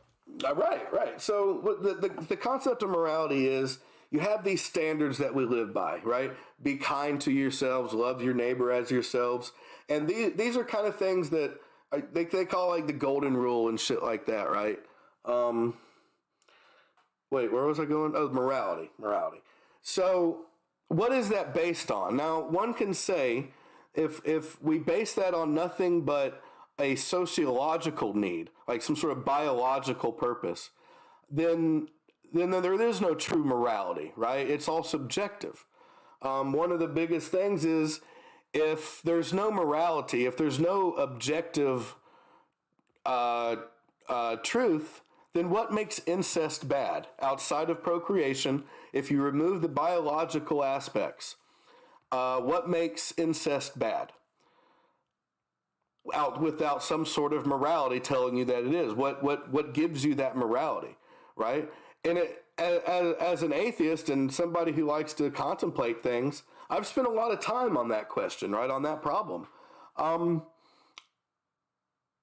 Because then becomes morals versus ethics. Is there anything, are they doing harm, right? That's all, you go by the harm principles, one thing you can go by. Do what thou wilt, just harm no one. It's a good way to live your life, but then you come to these questions of like incest. They're not harming anybody, right?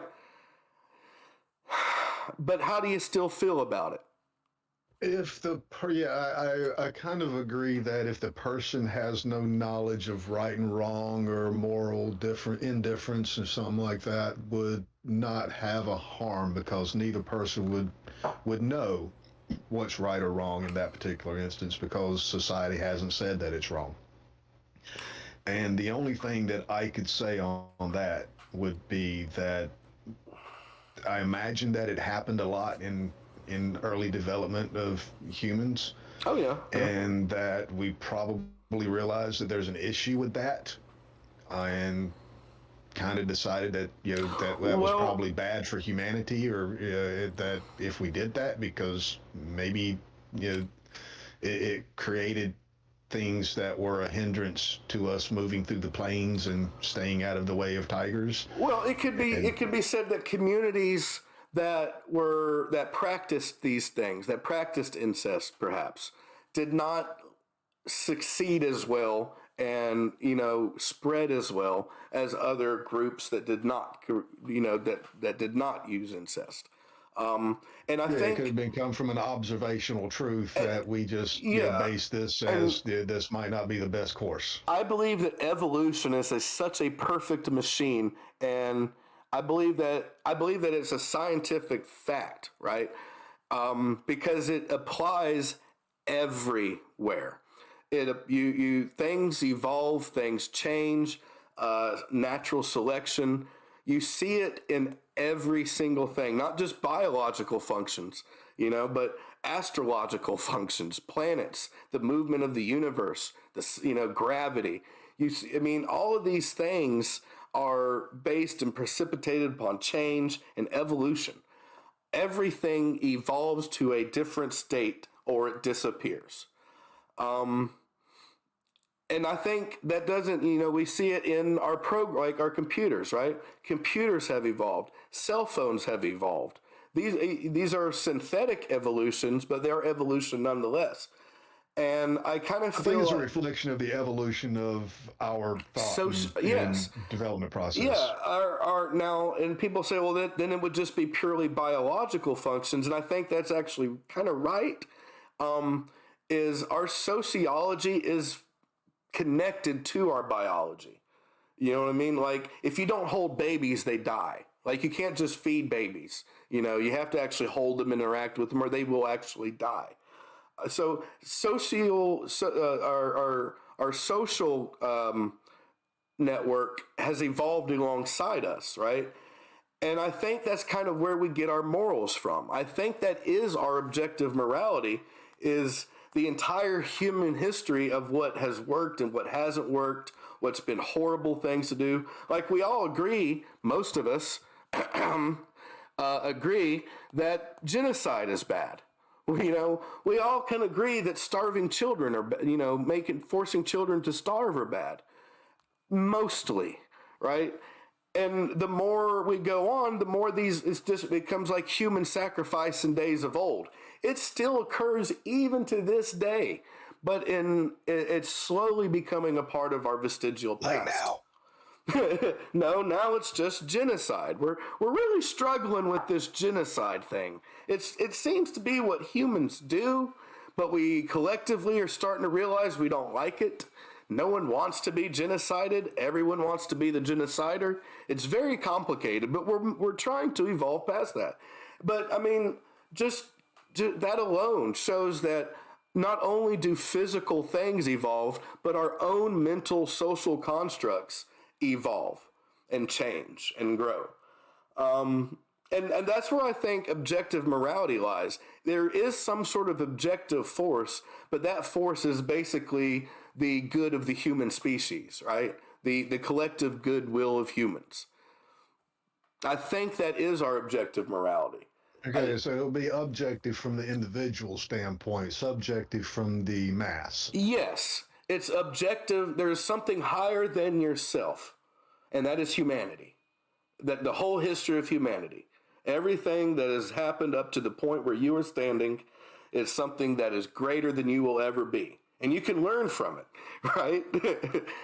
Yes, I agree with that standpoint that, our entire history is somehow ingrained in us, and even the times that we couldn't write it down, there's some things that you learn basically to the core of your existence.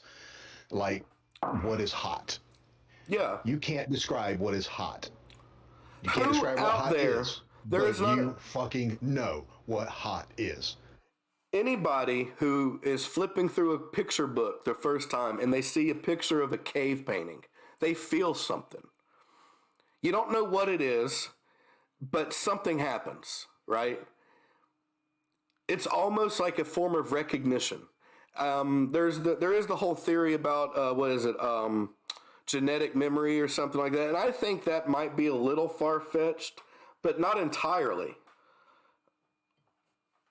the fact that you can look at somebody's art from 15, 20,000 years ago, or even older in some theories, and still get an idea of what they were even trying to show is amazing.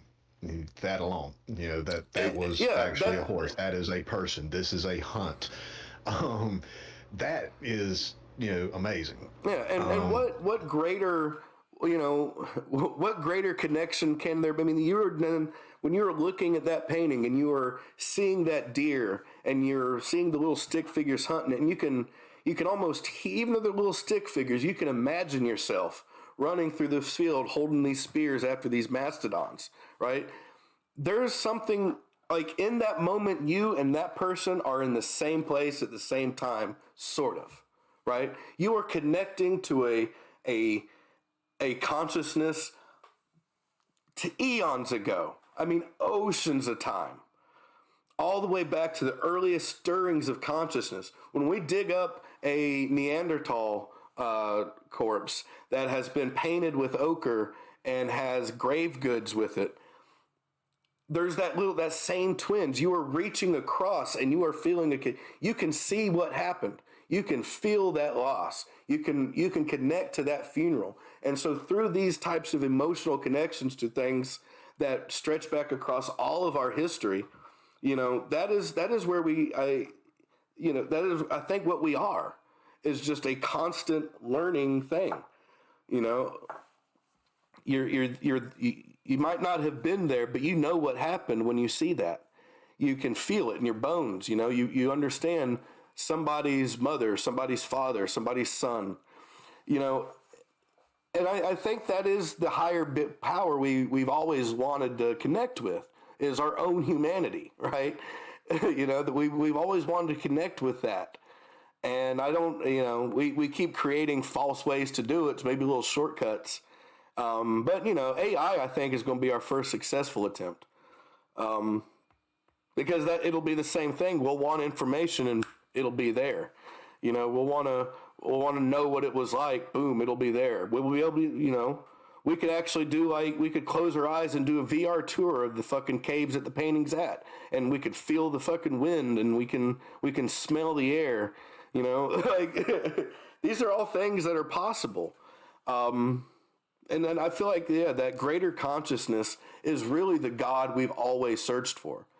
You run into things and maybe it's because of all the drugs I've done in my life, but that's what I feel like we all tap into when we do like DMT or take acid in a group.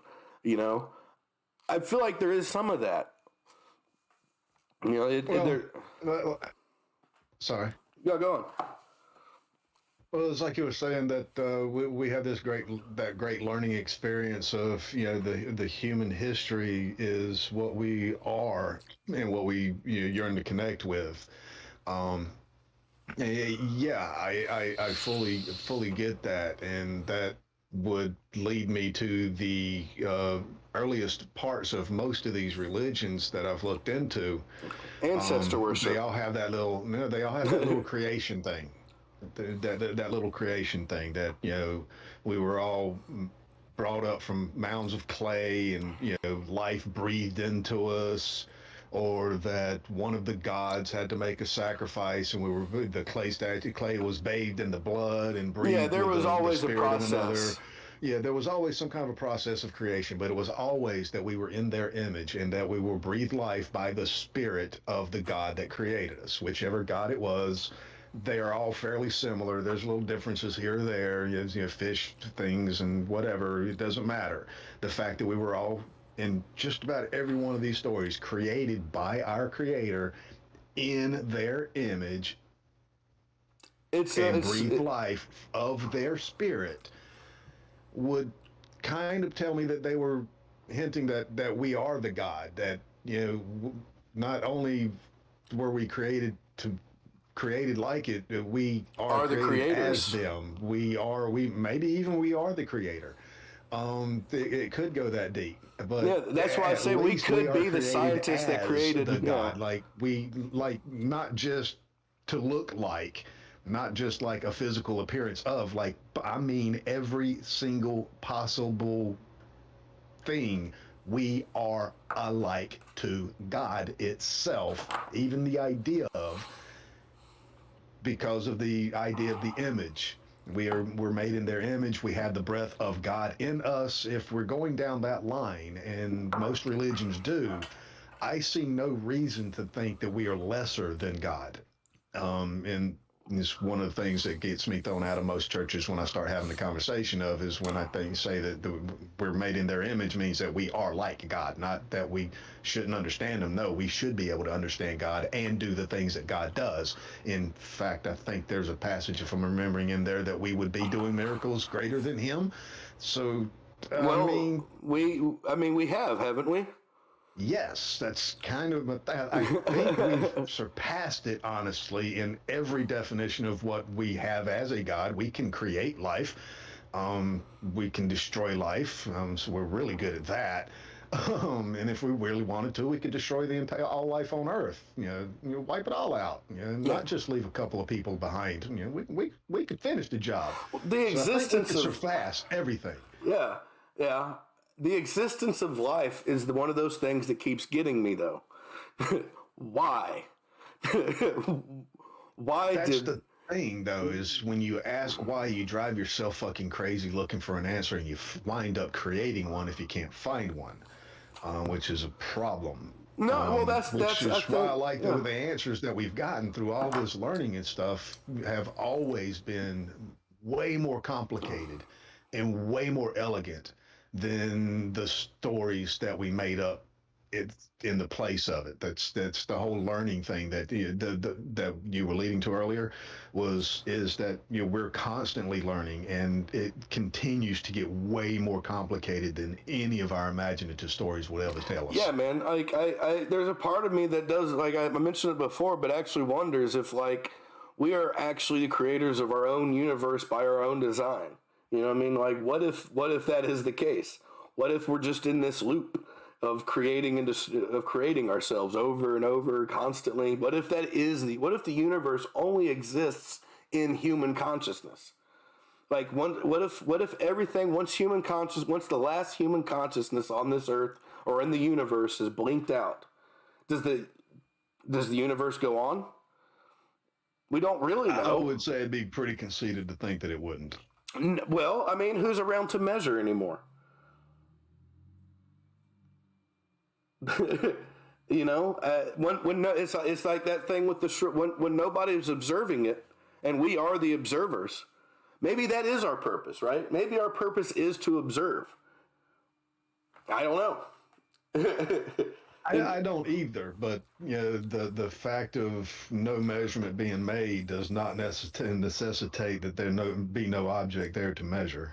No, but you get where I'm going at there, though, right? Yes, sure, the universe Yeah, the may old adage of exist, if a tree falls in the but forest doesn't make a sound. Well, of but it's course it does. all yeah, it's all pointless though, right?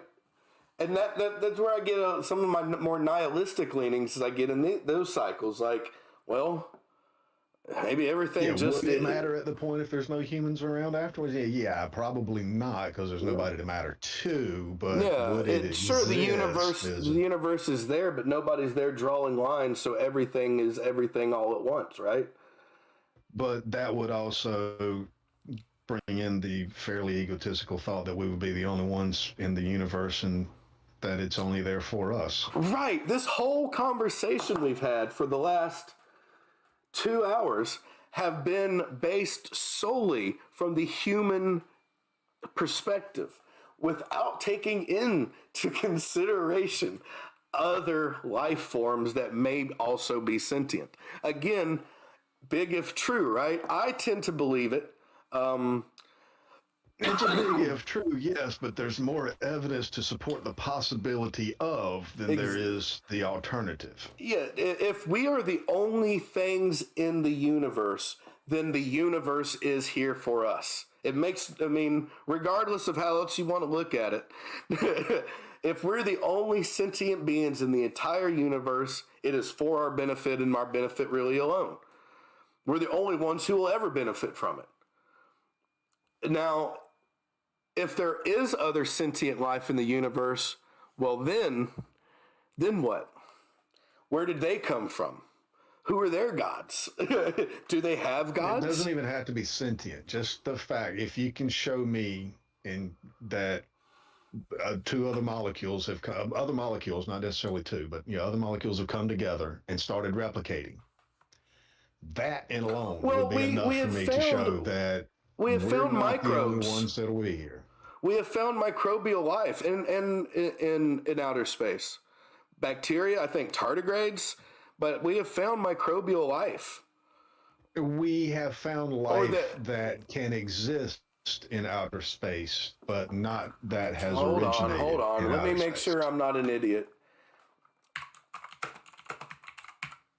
We think they may have came from, but because they can, but we found them on Earth and we took them up to space and found out they can live in space in a vacuum.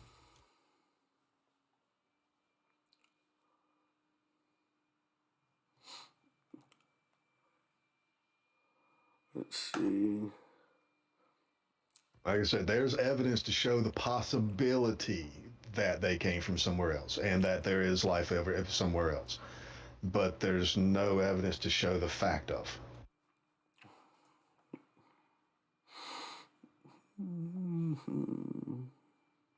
Okay. For the time being, we'll say that Now the we're getting universe is closer with sterile. the Osiris Rex. We're getting closer with the Osiris Rex. No, it's not. It's not sterile. There are organic compounds shown to be in space from meteorite that crashed into the frozen lake up north somewhere. Well, Can't remember what state. that is life then. Or No, that's like in the just same sense of organic compounds that could potentially form the basis and building blocks of the complex molecules necessary for life. The building blocks are there. That's all that shows. Now, that implies, just because that one sample showed over 2,000 different organic compounds, that the chances are pretty fucking high that it happened.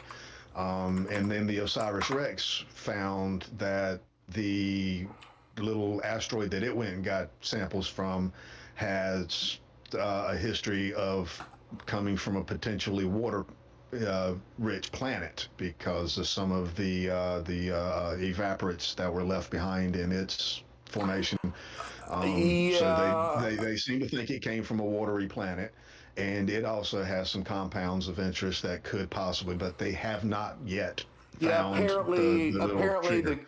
the Curiosity rover found organic molecules in the crater that it landed in, and they think it was once the site of a lake billions of years ago, and rocks like mudstone formed from sediment in the lake. So it could have had organic matter, but it's all gone now. Yeah, like there's evidence of organic compounds, the necessary building blocks of life being out there. And when you look at the history of Earth being 14 billion years old and life being, 13 billion years old, Well, yeah, it life on this happened as planet. fast as it possibly fucking could here at this particular hostile little ball in this little hostile little corner of And the that's universe. another thing they call the fine tuning argument, right? Like it's so Fine tuning. yeah, I hate it. I hate it, but there are some valid points to the argument when you look at it statistically.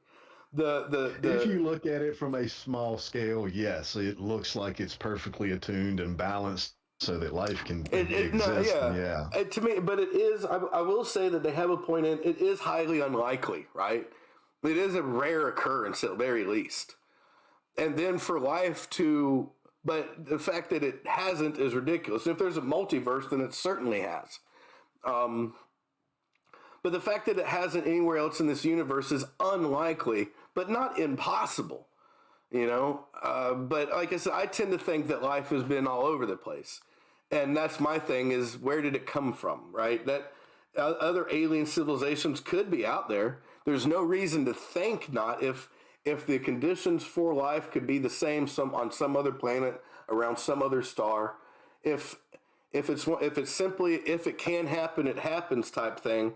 Well, then the likely even if one out of a million other planets that are the exact conditions of Earth exist, if one out of a million of them have life, then, you know, there's going to be a shit ton that still have life. And then if 1 out of 1 million of them develop sentient life, you know, that's a smaller portion, but still not zero, you know. So I don't know, man.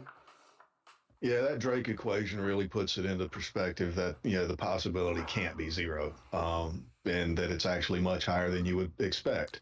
But to anybody that wants to calculate the odds and, you know, say that the odds that this universe is exactly as it is so that life can exist, yeah, yeah, okay, I get you. I'll raise you one though. Calculate the odds that you're doing exactly what you're doing at this very moment and that you weren't doing anything else. Well, I mean, they're 100% because I've done them, right? Yeah. And that you're doing what you're doing and not something else. The odds that we were sitting right here having this particular conversation instead of doing anything else that we possibly could have been doing in this particular universe are extraordinary.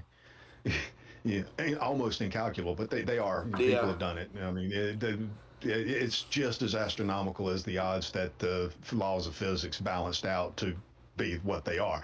It's just astronomical that the odds equal out that way.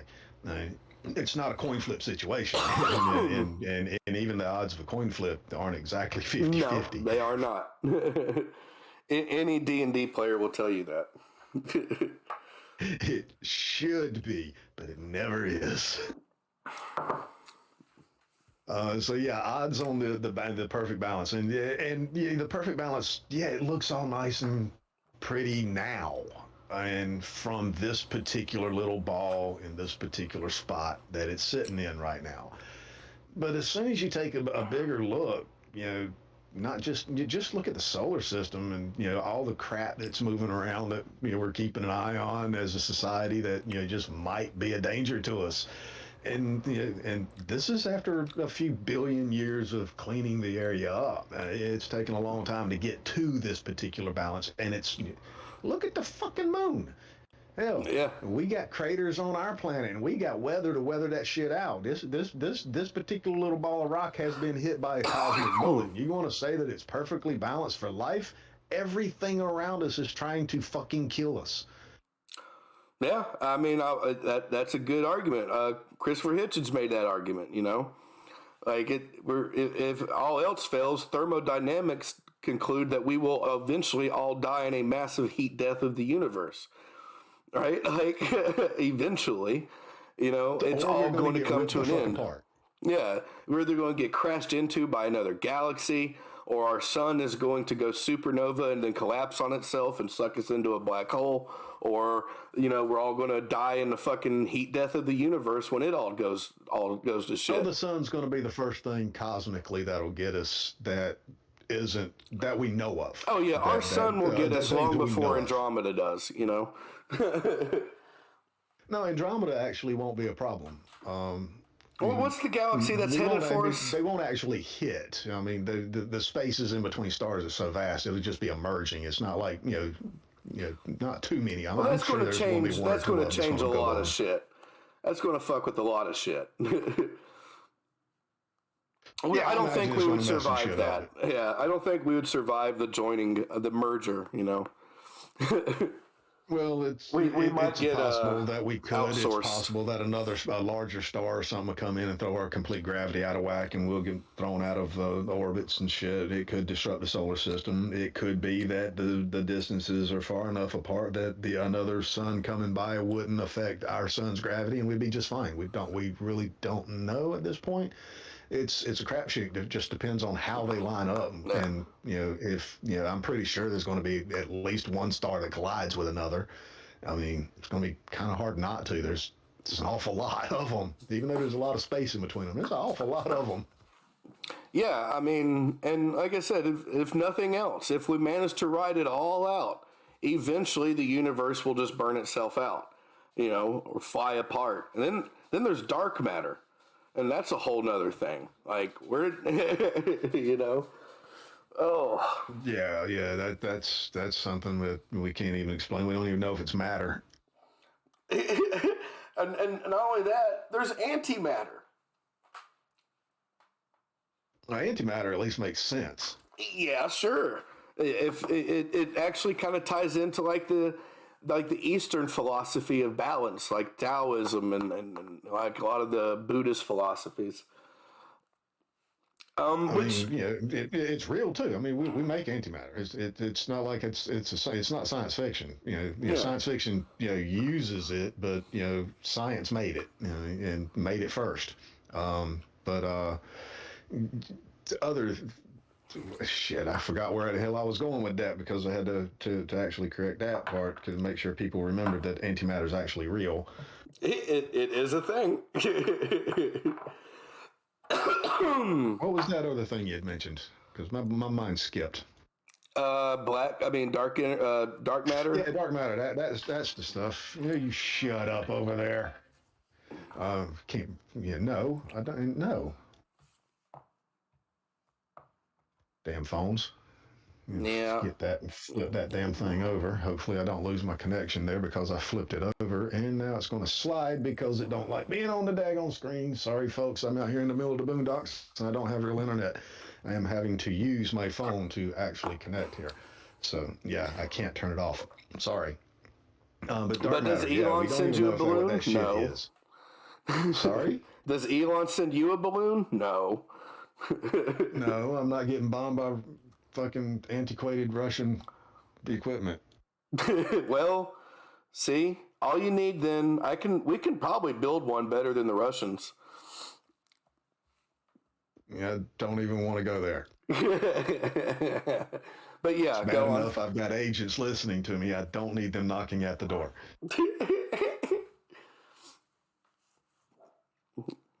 Like from what I've But seen yeah, the on, dark yeah, matter, man.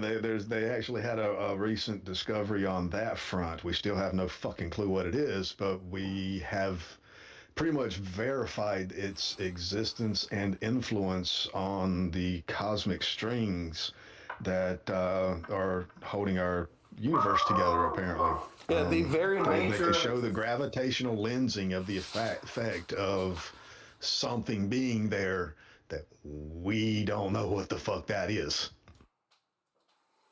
yeah, and it's such an integral thing. Like the more we learn about it, it's just like what they called the God particle, the Higgs boson thing. They said that binds like particles together into mass. You Yeah, it know, gives mass to particles. Yeah. yeah, yeah. Like they call it the God part is basically what makes reality. You know, it's like holy shit. And like I said, that I wouldn't call that fine tuning, but I mean I would call it almost mechanical, right? Like an infinite regress of like of infinitely smaller and smaller mechanical parts that are integral to the entire thing. Irreducible I was, complexity. yeah, I'm on the side of the fence that they expected to find it because it makes sense to find it, knowing how matter and energy interact. You have to have pieces of the matter. It can't just be what it's going to be. It has to be, little parts. And for it to go in from seemingly nothing but energy into matter would have to be extremely small parts, uh, which we have found to be the quarks and the Right, quasars right, right. and Like I the said, other I'm little not teeny saying tiny bits and stuff like that. And so when they find all this other stuff, but they haven't found what would give it its particular property to be able to go from an energetic state to a matter state, because you have to have something there to attract each other, and you can't do that without a mass, because without mass you can't have gravity. At least it's not going to fuck with you anyway. And you're not going to be able to interact with much things, so there had to be something there. Luckily they found what they call it. Do I know it? I don't know. I'm just, going on what brilliant people write in papers and then other brilliant people decipher to me, because there's no way I'd understand that shit. That's why I'm sad I didn't go to school. But yeah, when you expect it, and then you find it should be a great thing. But it's not like it was something that was discovered out of the blue. Like, oh my God, this was unexpected. This has to be the explanation of it. No, it was showing that we are looking for things that we are finally expecting now, instead of looking toward the mythical part of it. That we're just going to go in and I don't know, just dig around and find it. Hopefully for the randomness of it. I don't know. I don't know. That's not the right way to say it. I don't know if I can word that right. So I'm just going to leave it. Well, that's the thing, man. I mean, wrapping your mind around something, let alone your tongue, is it's such a vast concept. It's insane. Now, like I said, it could just be that we are pattern-seeking animals, and that we see these things like quarks and particle beams and all this shit, and main deflector shields. We see all this shit, and we think it's part of some grand design because that's how we think, right? We are You did it. designers. You did it. What? What? You there? Main deflector dish. Oh yeah. Yeah. Shout out to the USS Make Shit Up. But I mean, yeah, it very likely could be the fact that we are kind of a creative like species that designs things and thinks about things in this way. And so when we see something that seems designed, it's easier for us to believe that it is. And like I said, I can't rule out that it is because it does seem that way, right? But that's from my own perspective as a finite human being. Like there's not enough knowledge yet for me to have any idea more. And the thing is, I do believe there's going to be a point where we hit the wall. There's going to be some point where we've reached into the nature of reality and we can learn nothing further. I don't know. Well, that's one of the fears I've heard from one of the most respected minds that I listen to a lot, is that we as a human species will not be smart enough to even ask the questions that need to be asked, let alone understand the answers. Right. I mean, as I said, I think we're only going to learn so much about the nature of reality and the universe. And I feel like the universe exists to us because we perceive it.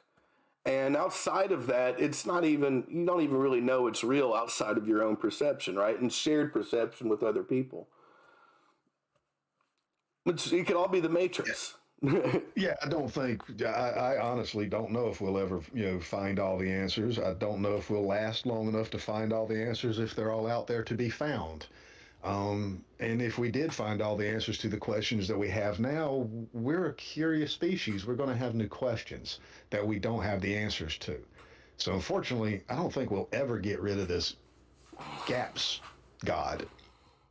Will we get rid of the religions gods? I hope, maybe. But we're always going to have something to fill a gap, because we as a species, I do not think we'll ever be comfortable just saying, the more we learn about life and the universe and the magnificence of it, the more magnificent that a God would have to be. You know what I'm saying? The more we learn about the world that this God was supposed to have created, the more powerful, the more the more God he has to be, right? You know what I'm saying there? Yeah. Like I say, because every answer we're finding is more and more Complex. complex and beautiful than the story. So and then we add so much more, and even when the religions of the day accept what we have learned as a scientific thing, more of a religious thing, and that's happening more and more and more. But there's some things that just don't let go of. But Even our DNA. We're still moving the goalpost on that because we learn, like I said, we learn more things, which opens more doors. So now that's where the God lies. Because like we don't know what the hell happened at the moment or before the Big Bang, so that's where the God lies. We don't know what happened to create life. That's where the God lies. We've eliminated the God all the way up until that point with our actual knowledge, unless God is using our scientific knowledge methods to actually do these things, and in that case supports the theory that we are God and we could do these things too. Yeah. Which would lead credence to the actual text. You're saying that, hey, the gods create us in their image, but only that part of it, honestly. But it would lead credence to it. Yeah, and like I said, it's a lot, man. That's why I can't rule it out completely. Like I said, the Christian God, yeah, I ruled that out pretty fast in my life. Yeah, Um, any of the ones that are actually written about by men, yeah, yeah, they're there's bullshit. there's some I find more relatable than others, and there's some I enjoy more than others. You know what I mean? And like I have like a degree of like spirituality to me. I do believe there is some sort of realm beyond kind of what we understand. Like the supernatural shit. I do believe there is some degree of that. I've seen some weird shit that wasn't just drugs. I believe there is some things we just don't understand as people because it's beyond us. Is there life after death? I don't know. I don't. There's no reason to think there is. However, at the same time, if our consciousness is a form of energy and energy never dies, it just kind of changes form or whatever, like thermodynamics require, then, what is the soul? What is consciousness? And I think that's where like I said, the gap God comes in a lot. But like I said, the more we understand about it, the more it seems like it was put together by an intelligence greater sometimes. I use DNA as an interesting question, right? Because they've managed to sequence out DNA into a series of 4 letters, right? You follow? Yep. Well, if you really look at what they did, DNA is actually similar to our binary digital code, except instead of just zeros and ones, it's actually 4 integers. It could be numbers, it could be letters, whatever it's still basically code. By something that contained, everything we can think of reduces down to binary. To actually understand, that's why we're struggling so hard to do it, is because it's written in some like double code that we don't understand because it's beyond us. It's twice, it's so far advanced. And that's the thing. It could just be, more likely it's just nature. But it's shit like that where people look like, man, I don't know. That shit even makes me go like, damn. Could be a simulation. That would be exactly what you expect to see. Some sort of binary digital code that dictates who you are, what you look like, how you eat. All right, so I'm back to that cycle. It's exactly what you would expect. Unfortunately, I don't know of any other way for it to happen because we haven't seen any other examples of it to happen any other way.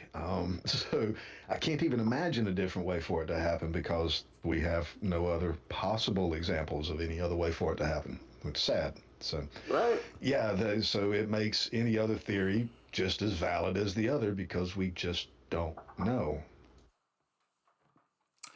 The thing that we can be sure of is that those who claim to know, in fact, do not. Yeah, that's pretty much the only surety I have as well. Yeah, anybody that claims to know the answer probably Yeah. doesn't I think Bill because they would Maher. be the most prominent person on the world if they could show they had the answer. Yeah, there. I think Bill Maher said it. That said that if you say that you know God exists and you have knowledge, you have access to knowledge that I, as a fellow human being, do not have, which would make you a superhuman. You do not have access to knowledge that I do not, so therefore you cannot know that God is real. But by that same token, you cannot prove that he is not. He has the more and more we learn about reality, the more and more complex and advanced this God would have to be by definition. See, I'm on the side that I don't have to prove that there is no God because there's you first I'm you not kind of making have the to show claim, that right? there's a possibility, even if it claims to be damned. Um, to even have the discussion of the possibility of the existence of God, you have to show that there's a possibility of the existence of a God, and we don't even have that. So all these discussions about the existence of God are really about the probability of the existence of God, in my Right, opinion, and I honestly. believe it's really more about we made it God, but I really believe that all these questions about the existence of God or non-existence of God are more have to do with questions about ourselves, right? Like what we are trying to grapple with our own consciousness, because consciousness is something that does seem to be unique to us, right? The type of consciousness that we maintain. Like there's questions about dolphins and shit like that, but yeah, as far as consciousness goes, we're pretty much it. So us grappling with this, I mean, God, it makes a little bit of sense that we'd come up with something like that, right? And it's just been around for so long. Like even as an atheist and whatnot, I still use it in, I still use like the religious like phrasing, like, oh God, no, shit like that. I even Well, do it's the because you were raised in America, probably because you were also in the South of America. So you had a higher aptitude to use that particular one. But if you right, was but raised in fucking Afghanistan or something, it you'd be would be saying Allah. something along Allah or whatever. Yeah, If you yeah. was in India, it would be fucking whatever one of their particular deities you wanted to mention for that particular episode. Exactly. It's a Um, cultural thing, right? So, like I said, I mean, it seeps into our culture. It's a part of our culture. I mean, Which I would actually say would be evidence that there is no God. There might be many gods by many definitions, but if there was any one God, right. We could have tulped a then few into we existence, sure. wouldn't we wouldn't have many different gods that have differing opinions of what should or shouldn't happen or did or didn't happen. Yeah, and all seem to equally suck. At least the best gods were neutral. You know what I mean? Yeah, whether they're good or bad is indifferent. I don't really care about that. You can have good or bad kings. I imagine we're capable of who says our deity has to be good. We don't know him, so if then I don't care about that. It's the fact that these folks said our God did this, these folks said our God did that. They're both mutually exclusive of each other. One of you or both of you are fucking wrong. And since both of your fucking stories, the other one should have known about it, regardless of it being a God or not, then I'm going to say it didn't happen, i.e., splitting the fucking moon in two. Somebody should Yeah. have wrote about that. Somebody should have Didn't noticed, happen. right? Somebody should have noticed that one. Ugh. I mean, if you're going to make a claim like that, why didn't anybody else in the whole fucking world notice and write about that? Especially China, who was writing about everything at that time, especially if it had something to do with the fucking sky. Yeah, somebody would have noticed. It's just like when 6,000 or whatever years ago, God created the heavens and the earth. People were standing around at Göbekli Tepe thinking, what the fuck's going on over there? You know?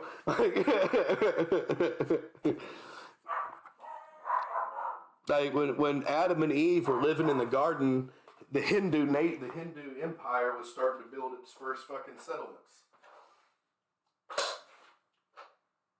Yeah, it's so the one God, nah, nah. That ain't happening. No, definitely not some sort of God intervening in our affairs, right? Like I think we can rule that out pretty ostensibly. Um, which like I Because said, somebody would have come back down here and say, y'all motherfuckers better start goddamn it listening, or I'm gonna goddamn do something like that fucking flood bullshit again. well, I mean, yeah, Maybe not a flood, because I did promise, but I ain't pulled all the tricks out of my bag yet. Y'all don't want to fucking piss me off. isn't it amazing that he used a rainbow as a symbol that he'd never destroy the world in a flood again? But you know where you can see a lot of rainbows in flooded areas? Right after floods. But remember, this was just local. I would actually give. I've given them that there was some sort of a cataclysmic event. We even found geological record of a localized flood in that area, right? And it would have been an area affected by Egypt. It would have been an area affected by, like Iraq, that area, the Sinai, the entire Mediterranean would have been pretty much affected by it. So yeah, I could, and to them that would be the whole world, right? And because I also believe that a lot of intermingling between ancient cultures across the Atlantic or Pacific to North and South America occurred during this time, I think that that story made its way across over, and that's why you find it in like Mayan civilization. What you find that same Well, flood myth. You also not find to it out mix in up Asia. stories, but we do have evidence on the African Sahara of a massive amount of water washing from the Mediterranean south through what used to be the African Seaway Yeah, and toward the southwest, which would have put it over the Eye of the Sahara, which most people think was Atlantis. And all this shit happened at about 12 to 15,000 years ago, period of time, which is about the time the flood would have happened, and about the time Atlantis would have got taken out, and about the time all the enemies. So there was a big giant water event that happened over there. yeah, absolutely. And like I said, I believe that it happened. And I believe it's why, like I said, we said in like our one of our first two episodes, you know, like there's some ancient civilization that existed, some great event happened, and it moved around. Like the to Now, me, yeah, that that was a missed opportunity. I think that I may have dropped the ball myself a little bit on, but that story with the Atlantis thing, that throws another mythological story tied to an actual historical event that we have evidence of. yep, yep, We have evidence of a big giant flood there. We have evidence that it went through that whole area. Yeah, so yeah, and hey, there's another mythological story that says a big water event happened over there too, and it just we don't believe that one as much. There's that little Atlantis story and got wiped out by water, and but that wasn't written about by some disciple. That was just written about by a Greek philosopher, a Greek yeah, poet, and and it was just used in a conversation about a utopian society. But I think he was talking about utopian societies, but I mean, there's always the golden old days, right? The ancient civilization that were better than us. I mean, we even have it now. I mean, look it up. Shit. We still have that going on. So yeah, I think back that he was just talking, there was probably a lot of feelings that Atlantis was some sort of like, super ancient, thing. It might not even been called Atlantis, who knows? But that story exists so many places, from so many different things that sure, something happened. You know what I mean? And I feel like there is enough evidence in trade between South America and Egypt, to show that people were all over the globe intertrading, which means they also were exchanging ideas. So, which is how you get that whole "my God is bigger than your God" shit. right, right, right. And I mean, that isn't always so bad in a lot of like the pagan cultures. It wasn't so bad. Most of the time, pagan cultures would meet and their religions would merge. They'd end up with some of their gods and some of these cultures and some of these practices and vice versa. Sometimes, like I said, Judaism, I believe, came out of that. A lot of religions came out of that. You know. Yeah, I mean, I like the curiosities and stuff that we got different places having the similar things, and religion probably had its stories spread in that way from earlier times, the pre-history and the pre-biblical times, and so we had stories that were passed down verbally, and Yeah. some people started to write them down. Just like we have So urban legends we now. have all the different flood myths, but most of those are from one particular region that actually experienced a flood at one big time in their history. Um, the American side of the world had a big giant flood come through its area about Yeah, the it same did. time period as well. So there were two big giant floods in the world, roughly the same time period, that would have wiped out most of life as most of those people would have known about. Almost biblical, you might say. So the survivors of that are probably going to think that everybody else died because As far most as of the they know, people they did. did. There weren't a whole lot of people around. So yeah, Most people did. There's been a few times our our population is bottleneck. I think once even down to like 10,000 humans on the entire planet. Like we almost went extinct a couple of times. Yeah, so much for that perfect engineer, right? Right. God's just standing by in total indifference. All three of him. Yeah, if they make it through this shit, they start raising up goats, then I'll go talk to them. They gotta have the goats. Because I need goat blood. I need it burned. Not reliable historical record keeping. No, I don't. I mean, there are a few things, but they're so mythologized that I almost throw all the historical references in the Bible outright. Like maybe the names and the places, but not the events. I need extra sources, and I need sources that predate the Bible. Right? I need external sources, of which there are very few when it comes to the Old Testament. The Babylonian exile and the return and all that stuff. Yeah, I got stuff. Yeah, sure, but the ark striking dead people, that seems a little less likely. Yeah, did Jesus actually wash feet down at the fountain that they found? I don't know. They found the fountain that was mentioned, but I mean, there's a lot of historical plays. There's a lot of books that have historical references. Hell, Star Trek references Earth awful lot. Yeah, that's true. I mean, if you're going to write a story, you're going to use people, places, and things that were there, or you're going to go complete fiction. Well, complete fiction wasn't a thing back then. Historical fiction wasn't a thing back then that we know of. That style of writing didn't evolve back then. What we did have was a lot of poetic writing, metaphorical writing. So, yeah, I think that most of the events in the Bible are a record of the history of the Judean people in the best ways that they could have possibly poetically portrayed themselves. Yeah, I'll grant it that it's at least their origin story. It doesn't make it true or not true, but it's at least the story we got. It's only for the Judean people. It wasn't for everybody else until after the whole retcon thing. Yeah. Till Paul retconned the whole Bible.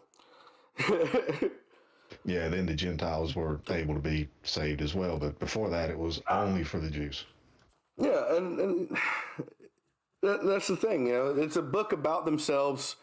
It's like when South Park was making fun of Al Gore. Maybe I'll make a movie about myself, starring me. I think that's kind of what happened. That's how the Old Testament came to being. Like I said, that's why I take it all kind of with a grain of salt. It may reference some things that happened, some places that existed, but overall, no, there's too much other shit involved, right? Oh, the prehistory of it, the creation and the creation of the nations and all that stuff. That's mythological, tall tale kind of Paul Bunyan shit to me. I mean, some of it may, once you get to the actual establishment of Israel, and then from that point, I actually think that there may be some historical reference to it, actual historical truth to it. It's not the truth, by no means, absolutely not. None of the events happened as they're written in that particular story, but they happened. Events did occur, yes, yeah. Those events did occur. Just you're looking at it through their perspective, and they're the ones that wrote the story, so that's the only perspective that's there. And when you look at the other side, you can correlate those events, but this is probably more what happened because these people have better record keeping, and these people over here weren't even involved, and they're correlating what these people are saying. That's not what these people are saying, but the event still happened. That's where I'm getting at. But before that, before the actual establishment of Israel, I think that's all mythological, how we became the nation that we're recording about. Right. Because there would have been no reason to record a history before you had something to record. And yeah, and much like the Book of Mormon's talking about Joseph Smith and all his different stuff that he was going through during the early days of the church, it's kind of the same thing, just over kind of a larger scale, over a larger timeline. Yeah. Which is sad. I can't even give the other religions that much credit because the other religions are just like, no, that ain't even historically accurate. We've got nobody is collaborating your story here, folks. This shit didn't happen. Whereas we can actually find, where Joseph Smith was all along his little happy trail. Unfortunately, some of it disproves that he was just a con artist, but nonetheless, we have that record, and it does match what they say. He was in Missouri. He was in New York. He was so. Yeah, that's one thing I got to say about the the Quran and the Book of Mormon is that it's really hard to question the existence of their prophets. Yeah, absolutely. I'll give them that, And there's they both have the kind of a traditionalist stance where you can't really go, reinterpreting it. You can't go changing it, which is something that really corrupted Christianity beyond repair. At least with both Mormonism and Islam, their holy books will never be altered. There'll be some translational changes from the Quran and vice versa from the Book of Mormon if it ever goes into population in other nations like that. Well, sure, but both religions, I mean, especially Islam. But both of them were in the modern time to where any change is definitely going to be, hey, that ain't what we wrote down back then. Yeah, exactly. Islam, like every Muslim that speaks on it says that while it's not necessary to receive the Quran in like English or whatever, in Arabic, to study and truly understand it, you need to study it in Arabic. But you can still get enough of an understanding, but you won't truly understand the Quran. So there are English translations, but they said there's a lot of stuff in Arabic that doesn't translate to English and vice versa. So to truly understand it, they, insist that it be written in its original language all over the place, that it always be available. And actually, if you want to learn Arabic for free, you can actually go to like a Muslim center and they'll teach you Arabic. Sure, it'll be all Quranic based, but you'll learn the whole language. You will learn Arabic for free, by going to an imam or whatever. You just got to be respectful. I don't really want to learn Arabic, so there's that. I think there's a place where you can go and learn Sumatran, though. That wouldn't be bad. I would actually like to learn cuneiform and Sumerian. But, dead languages have always been something I've enjoyed. Yeah. But, I mean, hell, I barely speak English, and, well. Well, I guess we've actually done a pretty good episode on God. I can't think of anything we didn't at least mention. Yeah, I think we definitely got to touch on it. I think this will probably be a seasonal thing. We'll have to revisit. Back. Yeah. Maybe our listeners give us some points of topic to focus in on. Maybe they've got some insights or something that we haven't considered ourselves. Yeah, you reach out to us at stonerspointpod@gmail.com and send us an email. Let us know what you think. We'll read your comments. Hell, tell us if we're getting better at those segues. I actually want them to be bad. God, my licorice will not shut up. But anyway, folks. Yeah, definitely give us a shout out. You know where to find us. And don't be afraid. Give us some comments. Give us a heads up on what you want to hear. We'll be here. We'll be around. Yeah. Any ideas of what the heck we're going to do next? I mean, we still got immigration to tackle.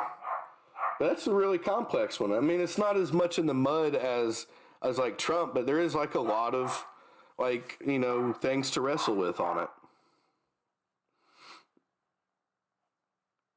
Yeah, I mean, I got a decent overview of it when I was looking into it. It is a big mess, but I mean, yeah, I guess we could hit on it just from our little perspective. We don't have to necessarily go deep into the economics Yeah, and we're not mathematics and all experts, that, but yeah, boring crap, and we ain't got no right to speak on. are you saying the United States lacks the moral high ground? Is there a moral high ground? Well, see us in season 2 episode of God.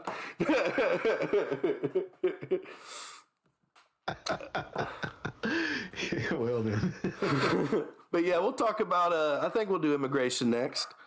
But until then, folks, hit like, comment, subscribe, join our Patreon. You can find us at patreon.com/Stoners Point Podcast.